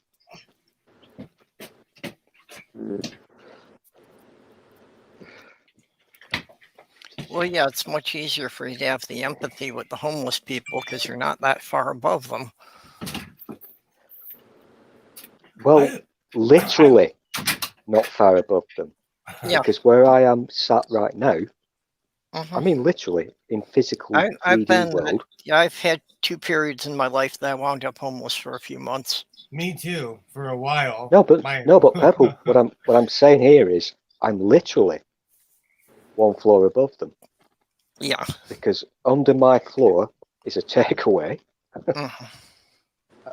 This is where all the noise comes from that lasts until 7 a.m. that drives me crazy. Yep. And all the homeless people, they go in there to start fights because they want free food. And I feel like a guilty fuck because, I mean, I'm paying to live here. But it's that weird thing, you know. 10 feet away from me is somebody who's sleeping outside in the pissing down rain, and I've got a roof over my head, and I'm warm. You know, I was homeless basically throughout my entire 20s, and I almost feel bad for having the things that I have. But at some point, you have to live your life and accept the things. You know, there's people living way worse than I am, and 10 times better than I am. You know. So I tell myself all the time, like, I'm just happy that I'm where I'm at. Well, I have that's skills. why, I do what I can. If I've got some extra money or something, I try to help somebody out. Oh yeah, I went and volunteered at a shelter, and they gave me a job because they were like, "You keep coming back, guy," and I'm like, "Because I can afford to do it." You know. Oh, I've got a good one for you. Yeah, you remember my thing about Amazon? Yeah. Wrong town, all that shit. I got an email and a text today because I've applied for a couple of jobs. Yes, I said that. And so I got an email from, I think she was called Claire, and she said, "Thank you for applying for these jobs in Crewe." That's CREWE. About 300 miles away. I've not applied for any jobs in Crewe. I'm in Bolton, and no, I'm not doxing myself. Everybody fucking knows. So there's going to be an open day. Bill, you're invited. I have not applied for any jobs in Crewe. The hell? I'm loosely, I don't know how it happened, but on Facebook, I'm a part of Extinction Rebellion Australia. And they're like, "Hey, show up here." And it's in my real name because it's on Facebook, you know. And they're constantly like, "We need you to join us at this and this park in Australia." I don't have the heart to tell him that I literally live across the ocean. Yeah, I still get things like that asking me to show up for events in New York. That's weird. It's like, yeah, it would only take me 19 hours to drive there, Ouch. assuming that I didn't rest. Liam gets the comment of the day. Don't worry, people in Bolton hardly know where Bolton is. I worry about Liam. I'm not. I have not met Liam before, have I? Yeah, sense- Liam's kind of new to coming in here, but we've known him from Mhm. chatting on other channels. As a Okay. William, I love the name Liam. Mhm. I think we need to lay down some ground rules here, even though Yeah, I it's think Pert's Liam channel. followed me over here from me doing the shills. All right. Oh, I tried to watch the other thing that you do, Perps. Is it the shows? Or, Yeah. Or is it movie night? I forget. Well, movie nights, Friday nights, yeah. I've been trying to keep up and watching my special internet buddies, but it's been very difficult because of difficulties. Yep. And I do enjoy the one where they do the wheel. What's Yeah. that one? Yeah, that's movie night that we just... The spinning wheel. That's quite amusing. I can only usually manage about the first 10 minutes and then everything goes shit. But that was fun. I enjoyed that. That's a good one. I used to Yeah, watch movies. it's a pretty, just a level above slapstick humor there. Mhm. I'm We still try to worried. find some of the worst videos and, try to This kind is of review this is them the worst together. case of. Oh, I've got a delay again. This is the worst case of multitasking ever, because I've got a delay, not the usual delay between StreamYard and YouTube. StreamYard is on my mobile in my hand. YouTube is on my lovely shiny Sexbook Pro. I almost called it. Oh my gosh! On my lovely sexy MacBook Pro, and oh, this is messing my head. I can see that. So that actually happened to me last Thursday night. I was on my MacBook Pro and I had the stream up on a 32 ounce on a 32-inch television. A 32 ounce. 32 ounce television. Okay. And I kept on looking. Do you think they're going to be popular, Will? No. Do you think will they catch on? These newfangled 32 ounce televisions. I do not think that they will be popular. I mean, they could make it in the US, but I think they're going to have to make them a leader if they want to sell them in Europe. Exactly. Is this a Sony thing? And the delay was messing with me. And for fuck's sake, I missed you so much interrupting me. I missed you so much. All right. Ebony and ivory. Can we just lay this one to rest, please? No, listen, this is serious. And Liam, I'm going to teach you a few things here, my young man. I never interrupt people, ever. But I really don't. I swear on my life I don't. Sometimes I do it for fun. But most of the time, I don't interrupt. I'm on 4G. And there's a weird delay thing. And it makes me look like a penis. But I'm not. You're not that far off. I can tell that you've got a slight delay, but we've definitely dealt with people who had much worse. Yeah, Harmonica Man I'm still not convinced that Harmonica Man is not in a different dimension. I'm not as bad as Randy. He's got like a 6-second delay. Yeah, because he had the satellite link. Yeah, and if you, it's like speaking to Neil Armstrong on the moon. So it's 6 seconds there, 6 seconds back, and it's hard work. But my delay is more. After everything, you need to say over. Yeah. So my delay is worse because it's not necessarily noticeable. So you think that you're speaking to me in real time, but there is a delay. Yeah. And this is why I get in so much trouble, because you think I'm talking over you, but I'm fucking not. I swear on my life, I wait for the pauses. I really do. I've been going. I'll fucking die saying this. because none of you twats believe me. Listen, there's a reason why I've called myself MacGyver, right? I make shit work. I love that damn show. MacGyver is the reason why I watched Stargate, because he wasn't MacGyver anymore. He was the reason why I watched the show in the first. I liked the movie, but like, I love RDA. Could I just make a swift observation, please?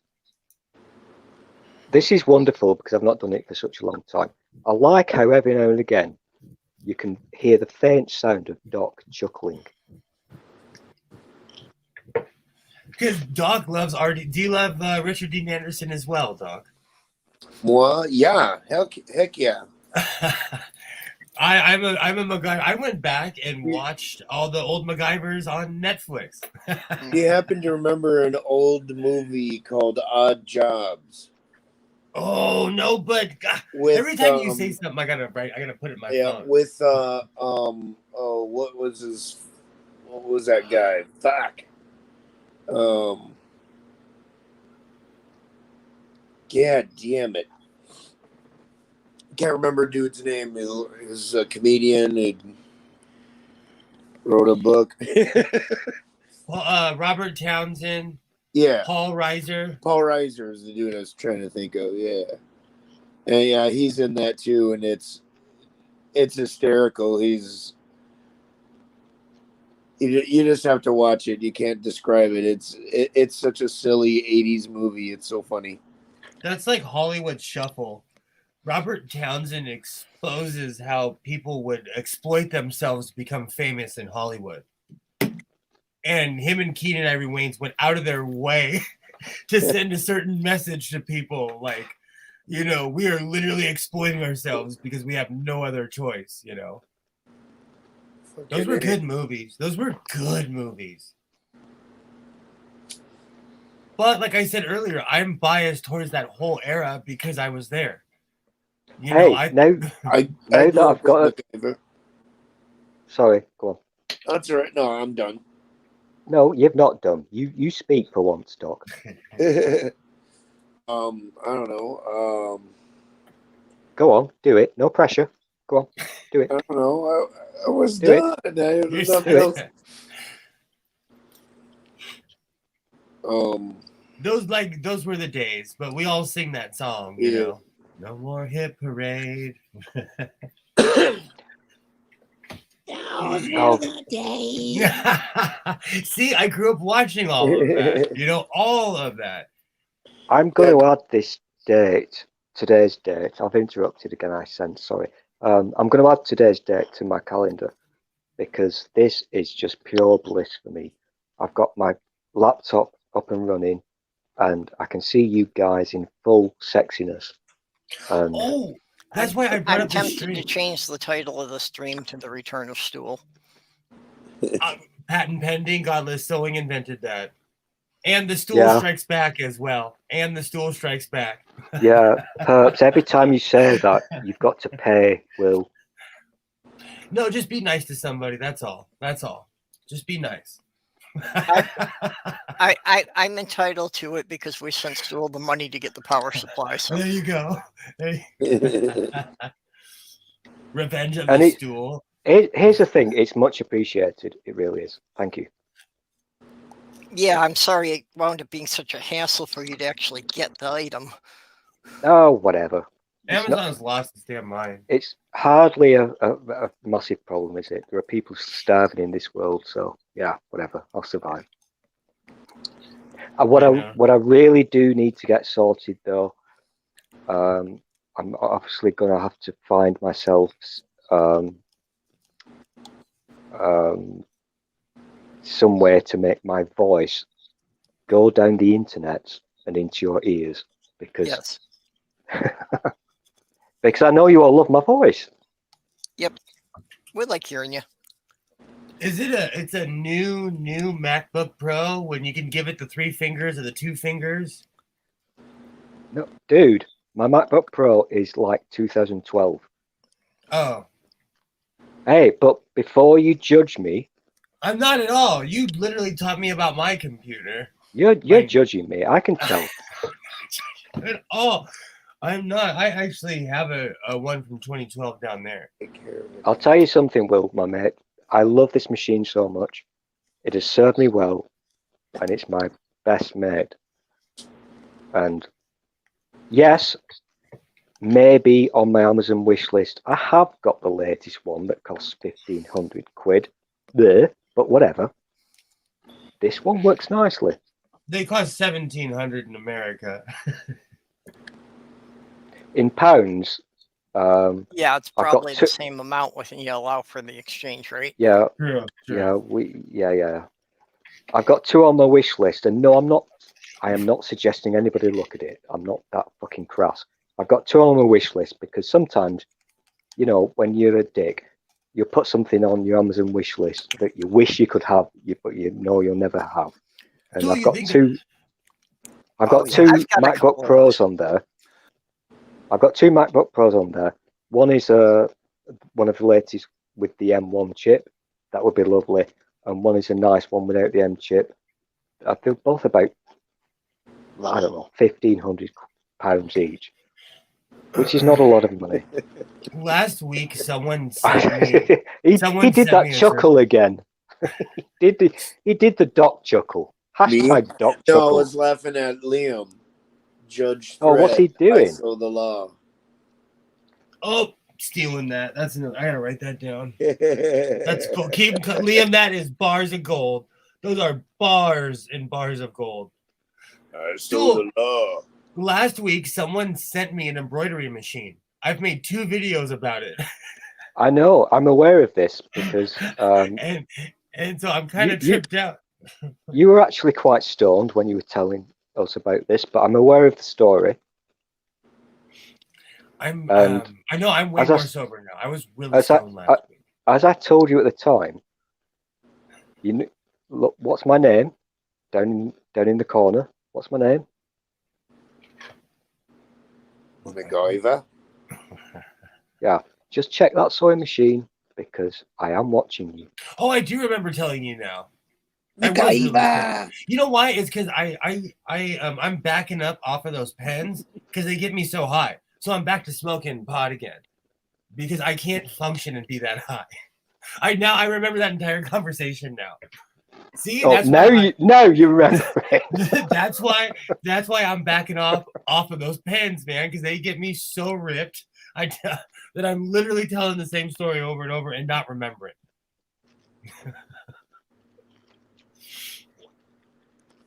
I do still think it would be remarkably funny if you were to accidentally find out that inside that sewing machine is my way of tracking your every move. If you want to see me walk around naked, that's on you. Like I said, check the sewing machine. Already have.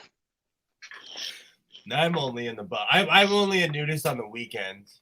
By the way, you know that dance you do when you're naked? Stop doing it. It's obscene. Just don't do it. Okay, that's not funny because I dance in here all the time by myself. But if you watch my videos, you'd know that I love to dance, anyways. I don't need to watch your videos because, as I've said before, I've got a little device, and I click rewind. When I click, put your ear next to your sewing machine because when I click rewind, you'll hear the tape rewinding. I've seen everything, Will. Hold on, where's And you're a dirty pervert. I searched that thing with my metal detector. I love this stupid thing. I have a metal detector and it oh, did I turn the sensitivity? There you go. It works. My toolbox is metal. At least I know my toolbox is real. So what I think I'm going to do, I'd like your input on this. And again, I'm going to apologise to Purple for totally ruining your stream, but kind of nice talking to people. Understandable. You're not Liam. ruining anything. Not at all. I'm reading Liam's comment. I'm still concerned about Liam though. It's because Is Liam? Where is Liam? Where does Liam live? And I Liam, want his address. I gotta give you a Liam, disclaimer. what's your address, Liam? I want it right now. I get really stoned and do things. Patent pending. That's one of my new sayings. I get really stoned to do things. That's a working title. Working title. I bet Liam works for Amazon, and he lives in Preston. Yeah, I think he's a spy. Leeds. Leeds. Oh no. Oh dear, oh dear, oh dear, oh dear, oh dear. I've got a bad feeling about this. Oh dear. So this afternoon I'm going to be going by a thrift store and I might be purchasing an old serger. You know, I'm looking for an old sewing machine cheap for parts because all I need is the motor and the pedal. You in your area, I bet you could find one because you live in a cold weather city. Well, you know, and it's like I had been seeing some cheap ones at the thrift stores before, but it's like all of a sudden they got the idea that they're valuable, so now they're putting them all for like 40, 50 bucks. That really makes me angry, and I agree with you. Same thing happened here. You know, just a couple of months ago I was seeing them for like 20 bucks. I got that for $24. I went back to the same store. They wanted $100 for this, but I came on sale day. They're nuts. And you know, I said this before. It happened to me with denim. In certain stores, the manager was like, "Oh my gosh, the denim sales are going through the roof." Really, it was me buying all the denim, and they raised the price on the person who was purchasing all the denim. So I did the same thing with sewing machines in my area. Like they're like, "Oh, people are buying them now." No, it's one idiot buying them. This one lady, like I saw this one, and I was like, "Oh, that's content. That's content." And I swear she put the price up when she heard me say that. Whoa! Purple is pimping my wares. I just said a cool thing, like the kids say. I do have an Amazon wish list, but no, unless you want to buy me a MacBook Pro, then fuck off. And obviously, people in Leeds, I don't think they've got electricity yet, so fuck off, Liam. What I'm gonna do? No, this is actually interesting-ish, but because I was bored the other day, and this was before I realised that these earphones were not going to work on my laptop. I was looking for a cheap headset because the one that I used to wear, which you all knew and loved because it made me look sexy, I no longer have. And it was very comfortable. And I don't like earphones. They annoy my ears. And I found one for about 14 quid. I've put it on my wish list. I'm not hinting to anybody because I can actually now, tomorrow I can go out and buy one because thanks to one of Purple's viewers, somebody gave me a little bit of help during this stream. So excellent. I would like to say thank you to that person. He knows who he is, or Awesome. she, or they, or it. Who knows?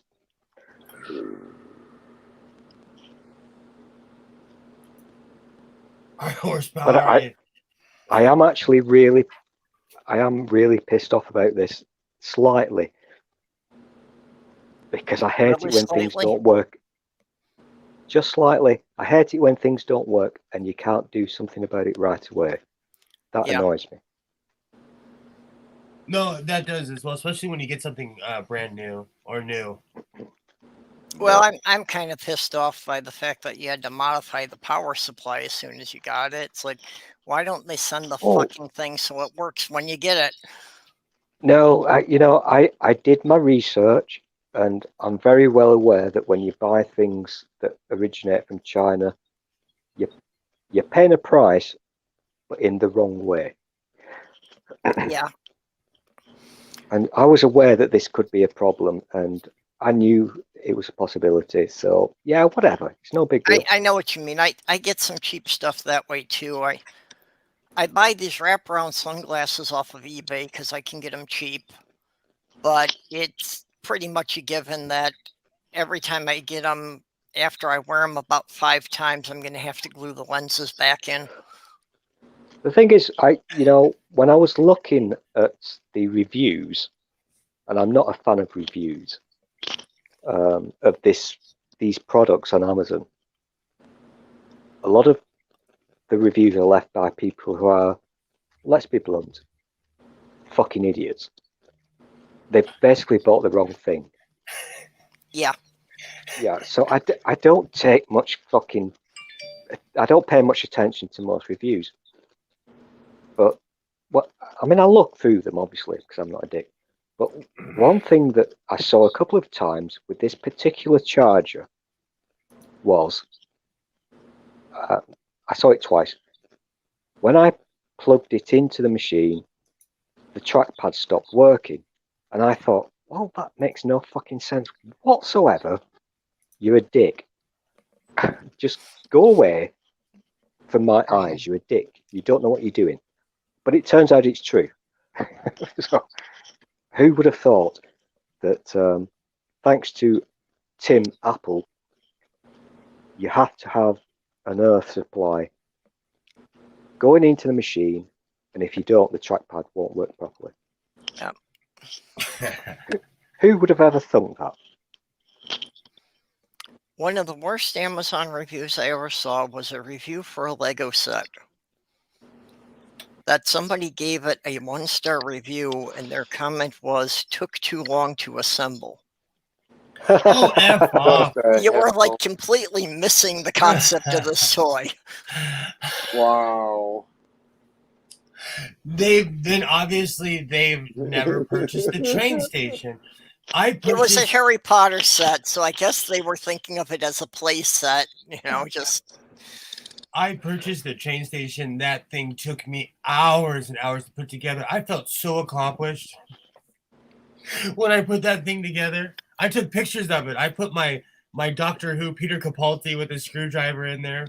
Yeah. I gotta find those pictures. The other thing you gotta watch for with the online reviews, and Amazon has gotten a lot of flack for this lately, is that the companies selling the products pay people to post reviews. Mm-hmm. I'm part Karen.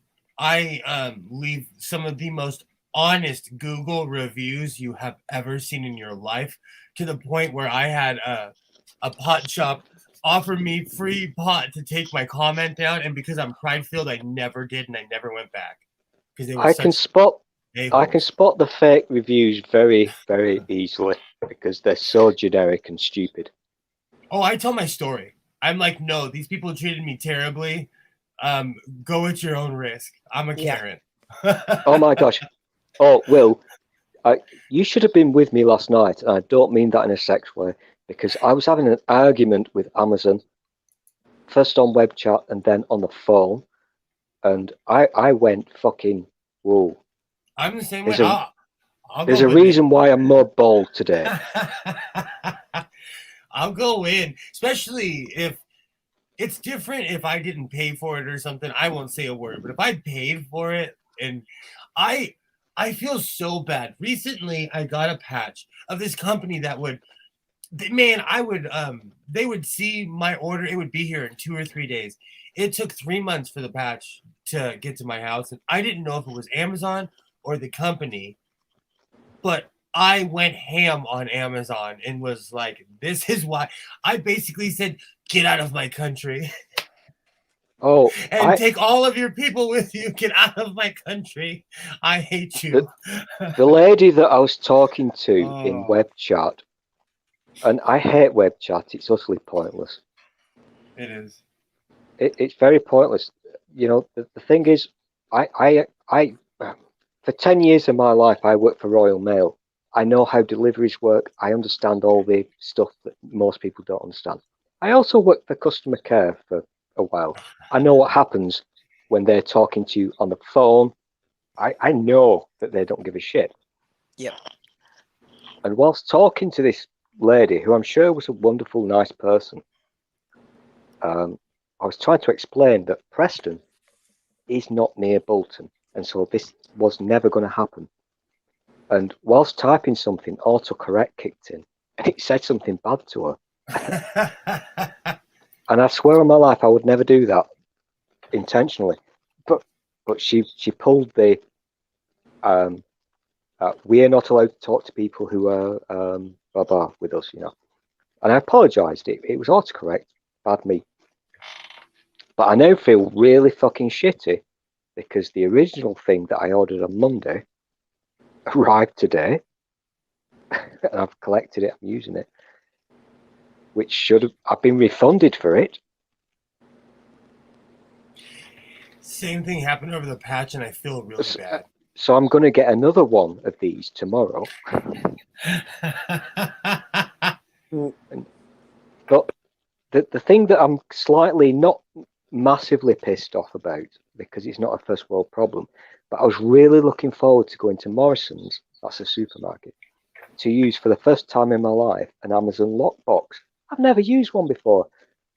This was going to be the highlight of my day.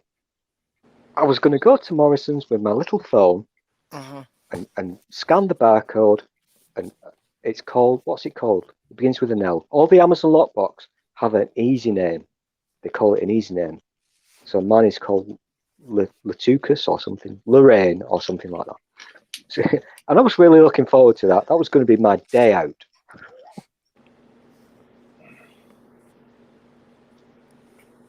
But they've refunded me. It's not my problem. So if I get an email tomorrow saying it's arrived, I'll go to Morrison's and I'll take pictures. Because that's how boring my life is. I'm actually prepared to walk 10 minutes to a big supermarket just to use an Amazon lockbox for the first time in my life. Don't feel bad. I called a thrift store this morning and had a full conversation in Spanish about if they still have a serger that they had 3 weeks ago. That's how much of a life I don't have. Then I call thrift stores and ask them if they have, and if it's on sale, because I'm a cheap ass. I've been painting today. What, painting walls? Yes, walls. Like, that's a thing I want to be doing, but no, that's something I have to do because I'm a janitor. Yeah. I kind of miss painting. I used to paint houses, and I missed the solitude of it because I had my own paint gun. The problem I have is that there's another floor above me here. This place is now very quiet because everybody is gone. The Koreans have gone, so it's very quiet, and which is kind of nice in a way. It's kind of, fuck you, you racist. It's kind of nice because it's very quiet until we get to about 2 a.m. and then outside it gets noisy. But inside it's very quiet and it kind of feels like it's my house. It's weird. Very weird. We finally have achieved stool bingo because you called me a racist. You know what? One of the things that I've missed so much in life is calling you a racist. Oh, it makes me laugh. Okay, well, I think we can consider the conversation complete with that. So we've been going more than 3.5 hours. I need to wrap up here. And I promised the kid McDonald's. Okay, so before you go, and I really am very sorry for blabbing. I apologise personally. Oh no, not at all. Not at all. I'm going to assume that I'm going to assume. Thank you. That's nice. I'm going to assume that today is still Thursday. Today's Wednesday. Oh, is it? Shit. You can't do that to me. I got things to do this week. You scared me for a minute. Today's Wednesday. We'll be back here tomorrow night. Oh, it's Wednesday. Holy crap. We'll be back here in about 30 hours. Right, so what I'm going to do tomorrow I'm going to pop into town, he says, because it's outside my fucking door. It's brilliant. I've got the world on my doorstep. And I'm going to buy myself a nice little cheap headset so that I can do this properly, because I'm sensing that Liam has not yet seen me in my full beauty or heard my sexy voice. So I must really get that sorted. That would be excellent.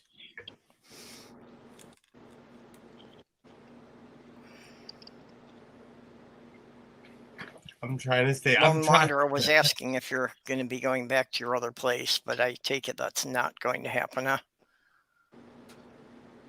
No, that's not a thing at all. That really is not a thing. Maybe one day. Well, let's see what happens tomorrow. If I can get myself sorted with a decent, cheapy, usable headset, then maybe I'll do something. I would like to do a stream. I know you guys hate it when I stream, but fuck, I just need to prove to myself that I've got a life, and No, just maybe I'll talk about it, and then if you would ever tell me ahead of time when you're going to stream, I could try to be there. But exactly, I'm always like literally in my car or on the other side of town whenever you live stream, and I'll look at my phone and be like, I was at home 20 minutes ago. I can do it in the morning Central Time. Stop bragging. I am loving my chin beard. I cannot stop touching my my chin strap, and it's gray too. That's just stress. Okay, so Stool, you will be doing a stream whenever you can. Also, you know how I hate doing the old shill yourself thing? Yep. I really do hate it, because so many people have been so kind to me recently. Oh. And I know I'm not worthy. I know that. I'm just going to put this one thing out here. On my Amazon wish list, there is one thing. It's about, I think it's about 14 quid, so 14 pounds in normal language. It's not sexy, it's not fun. But if anybody sees it, that would be a help for me. I'm just going to leave it there.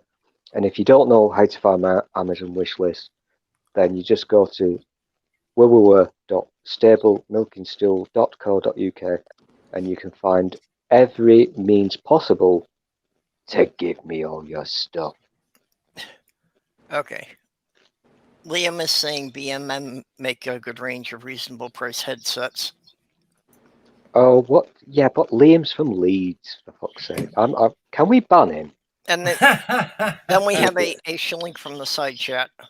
Lone Wanderer is going to be on with Godless Granny at 7 tonight. Awesome. Awesome. I assume that's Central Time. Oh, okay. Yeah, because Granny always goes on 5 o'clock my time. Always. Yep. Does anybody want to do the conversion for me? Because I'm still in a Netherland between metric and imperial, thanks to Brexit and Johnson. Yeah, I'm 6 hours behind you. So 7 o'clock here minus 6 hours. I don't know what 7 p.m. is in this country. It's in 3 hours and 14 minutes. Yep. Okay. Well, now that I've got my computer up and running, YouTube reminders should work properly. So no, they won't. Yeah, I was about to say that YouTube. I have discovered so many little. It's called wishful thinking. But if you follow Granny on Twitter, though, she I follow Granny everywhere. Yeah, well, I follow her, but post an hour to half an hour before when she's going to go live. Didn't the judge talk to you about that, Stool? I follow her. Yeah, exactly. I'm a stalker. I follow her, but at a great distance, because I'm terrified of her magic stick. Still. Okay, so Doc, you got anything coming up? You going to be showing up anyplace else? Oh, I don't know. Probably not. I'm like, I don't know. Right now I'm thinking about bed, but I don't know. I mostly hang out here, I guess. Like I said, But I can do Doc, more. surely you must have a PC. I mean, What? you do have a PC. Well, You, and you No, do I have a just don't. I PC, starting. don't. don't you? No, I don't. I just have the No, phone. you don't. Okay, okay. Yep. And guest Just the starring phone in and Nightmares Near Xbox. You. But This yeah, kind of upsets me, Doc, because I didn't find out until Purple did her stream about Star Trek Day that you play Star Trek Online, and I was so pissed off, dude. Get yourself a PC. Listen, I'll take you for a tour of my ships. They're lovely. That's what she said. Yeah. Okay. I'll let you touch my weapon. And Will, All right. Sorry, it's been a longy day. How's it going? I'm Godless Sewing from the Godless Sewing channel. You should watch the Godless Sewing channel. Come on down to the Godless Sewing channel, where it's just nothing but mayhem and sewing. And my latest video, I came with literally, I wanted to do something about my hoarding, and it took me 45 minutes just to clear the area where I sat down in the chair. That's why when there's a point where I say, nope, that was me literally saying, nope. So come on down, like, subscribe, all those cliche things you're supposed to do. I make crazy videos about the things I do. And in about a half an hour, I'm going to be going down to a thrift store to see if the surger's there. If not, I'm going to probably get a, I don't know, mayhem, go subscribe, and all that good stuff. Oh, and I made this FTW patch on my new embroidery machine from my stalker. It feels good to be stalked again. It feels good to have some sociopath pining over me. So party on. okay. Godless Sewing channel. Okay. Oh, and I will be making a video very soon. It's it's a habit now. So in a theater near you. Godless Sewing. Okay. And I'll be doing the shills do pub chat Friday at 6, and the regular shill show Saturday at 6, and the uncalled for Sunday at 8, all Central Time. And of course, like I said, I'll be back here in about 30 hours. And Jenny Morgan and I will be doing movie night, which is Friday nights at 10:30 Central.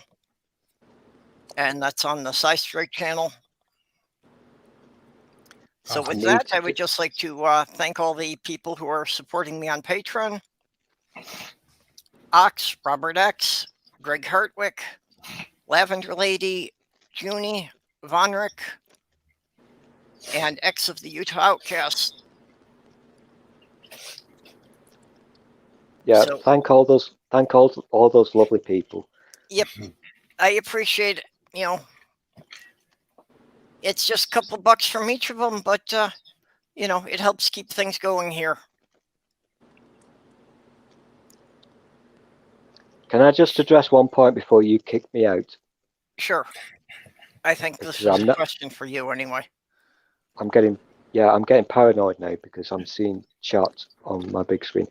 Yeah, there's a reason why I put those on my wish list. Not just because I wish for them, that would be weird, but I have a weird problem with my right ear, which is why I hate earphones. I like headphones, and the Turtle Beach ones, I had some lovely ones. I don't anymore. They're very comfy. The ones on my wish list are not posh or sexy, they're just cheap and they would be nice. That's why it's the Turtle Beach ones.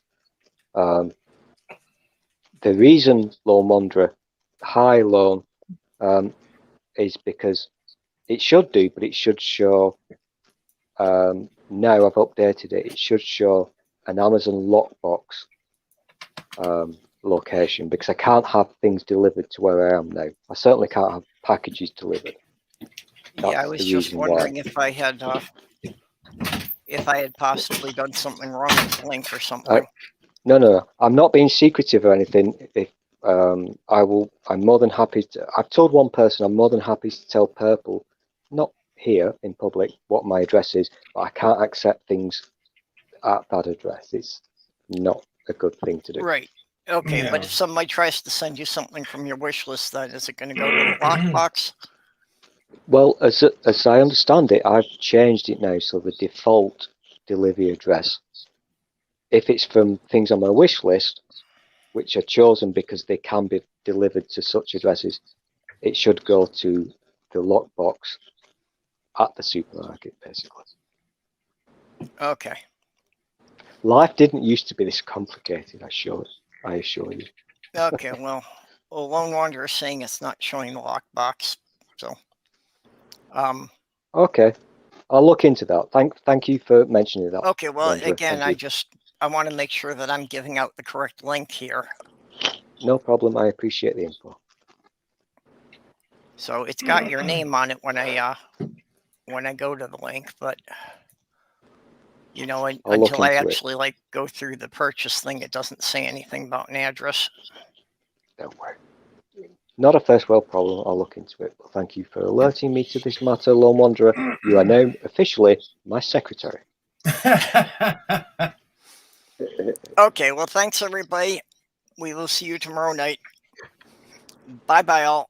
See you later. TTFN.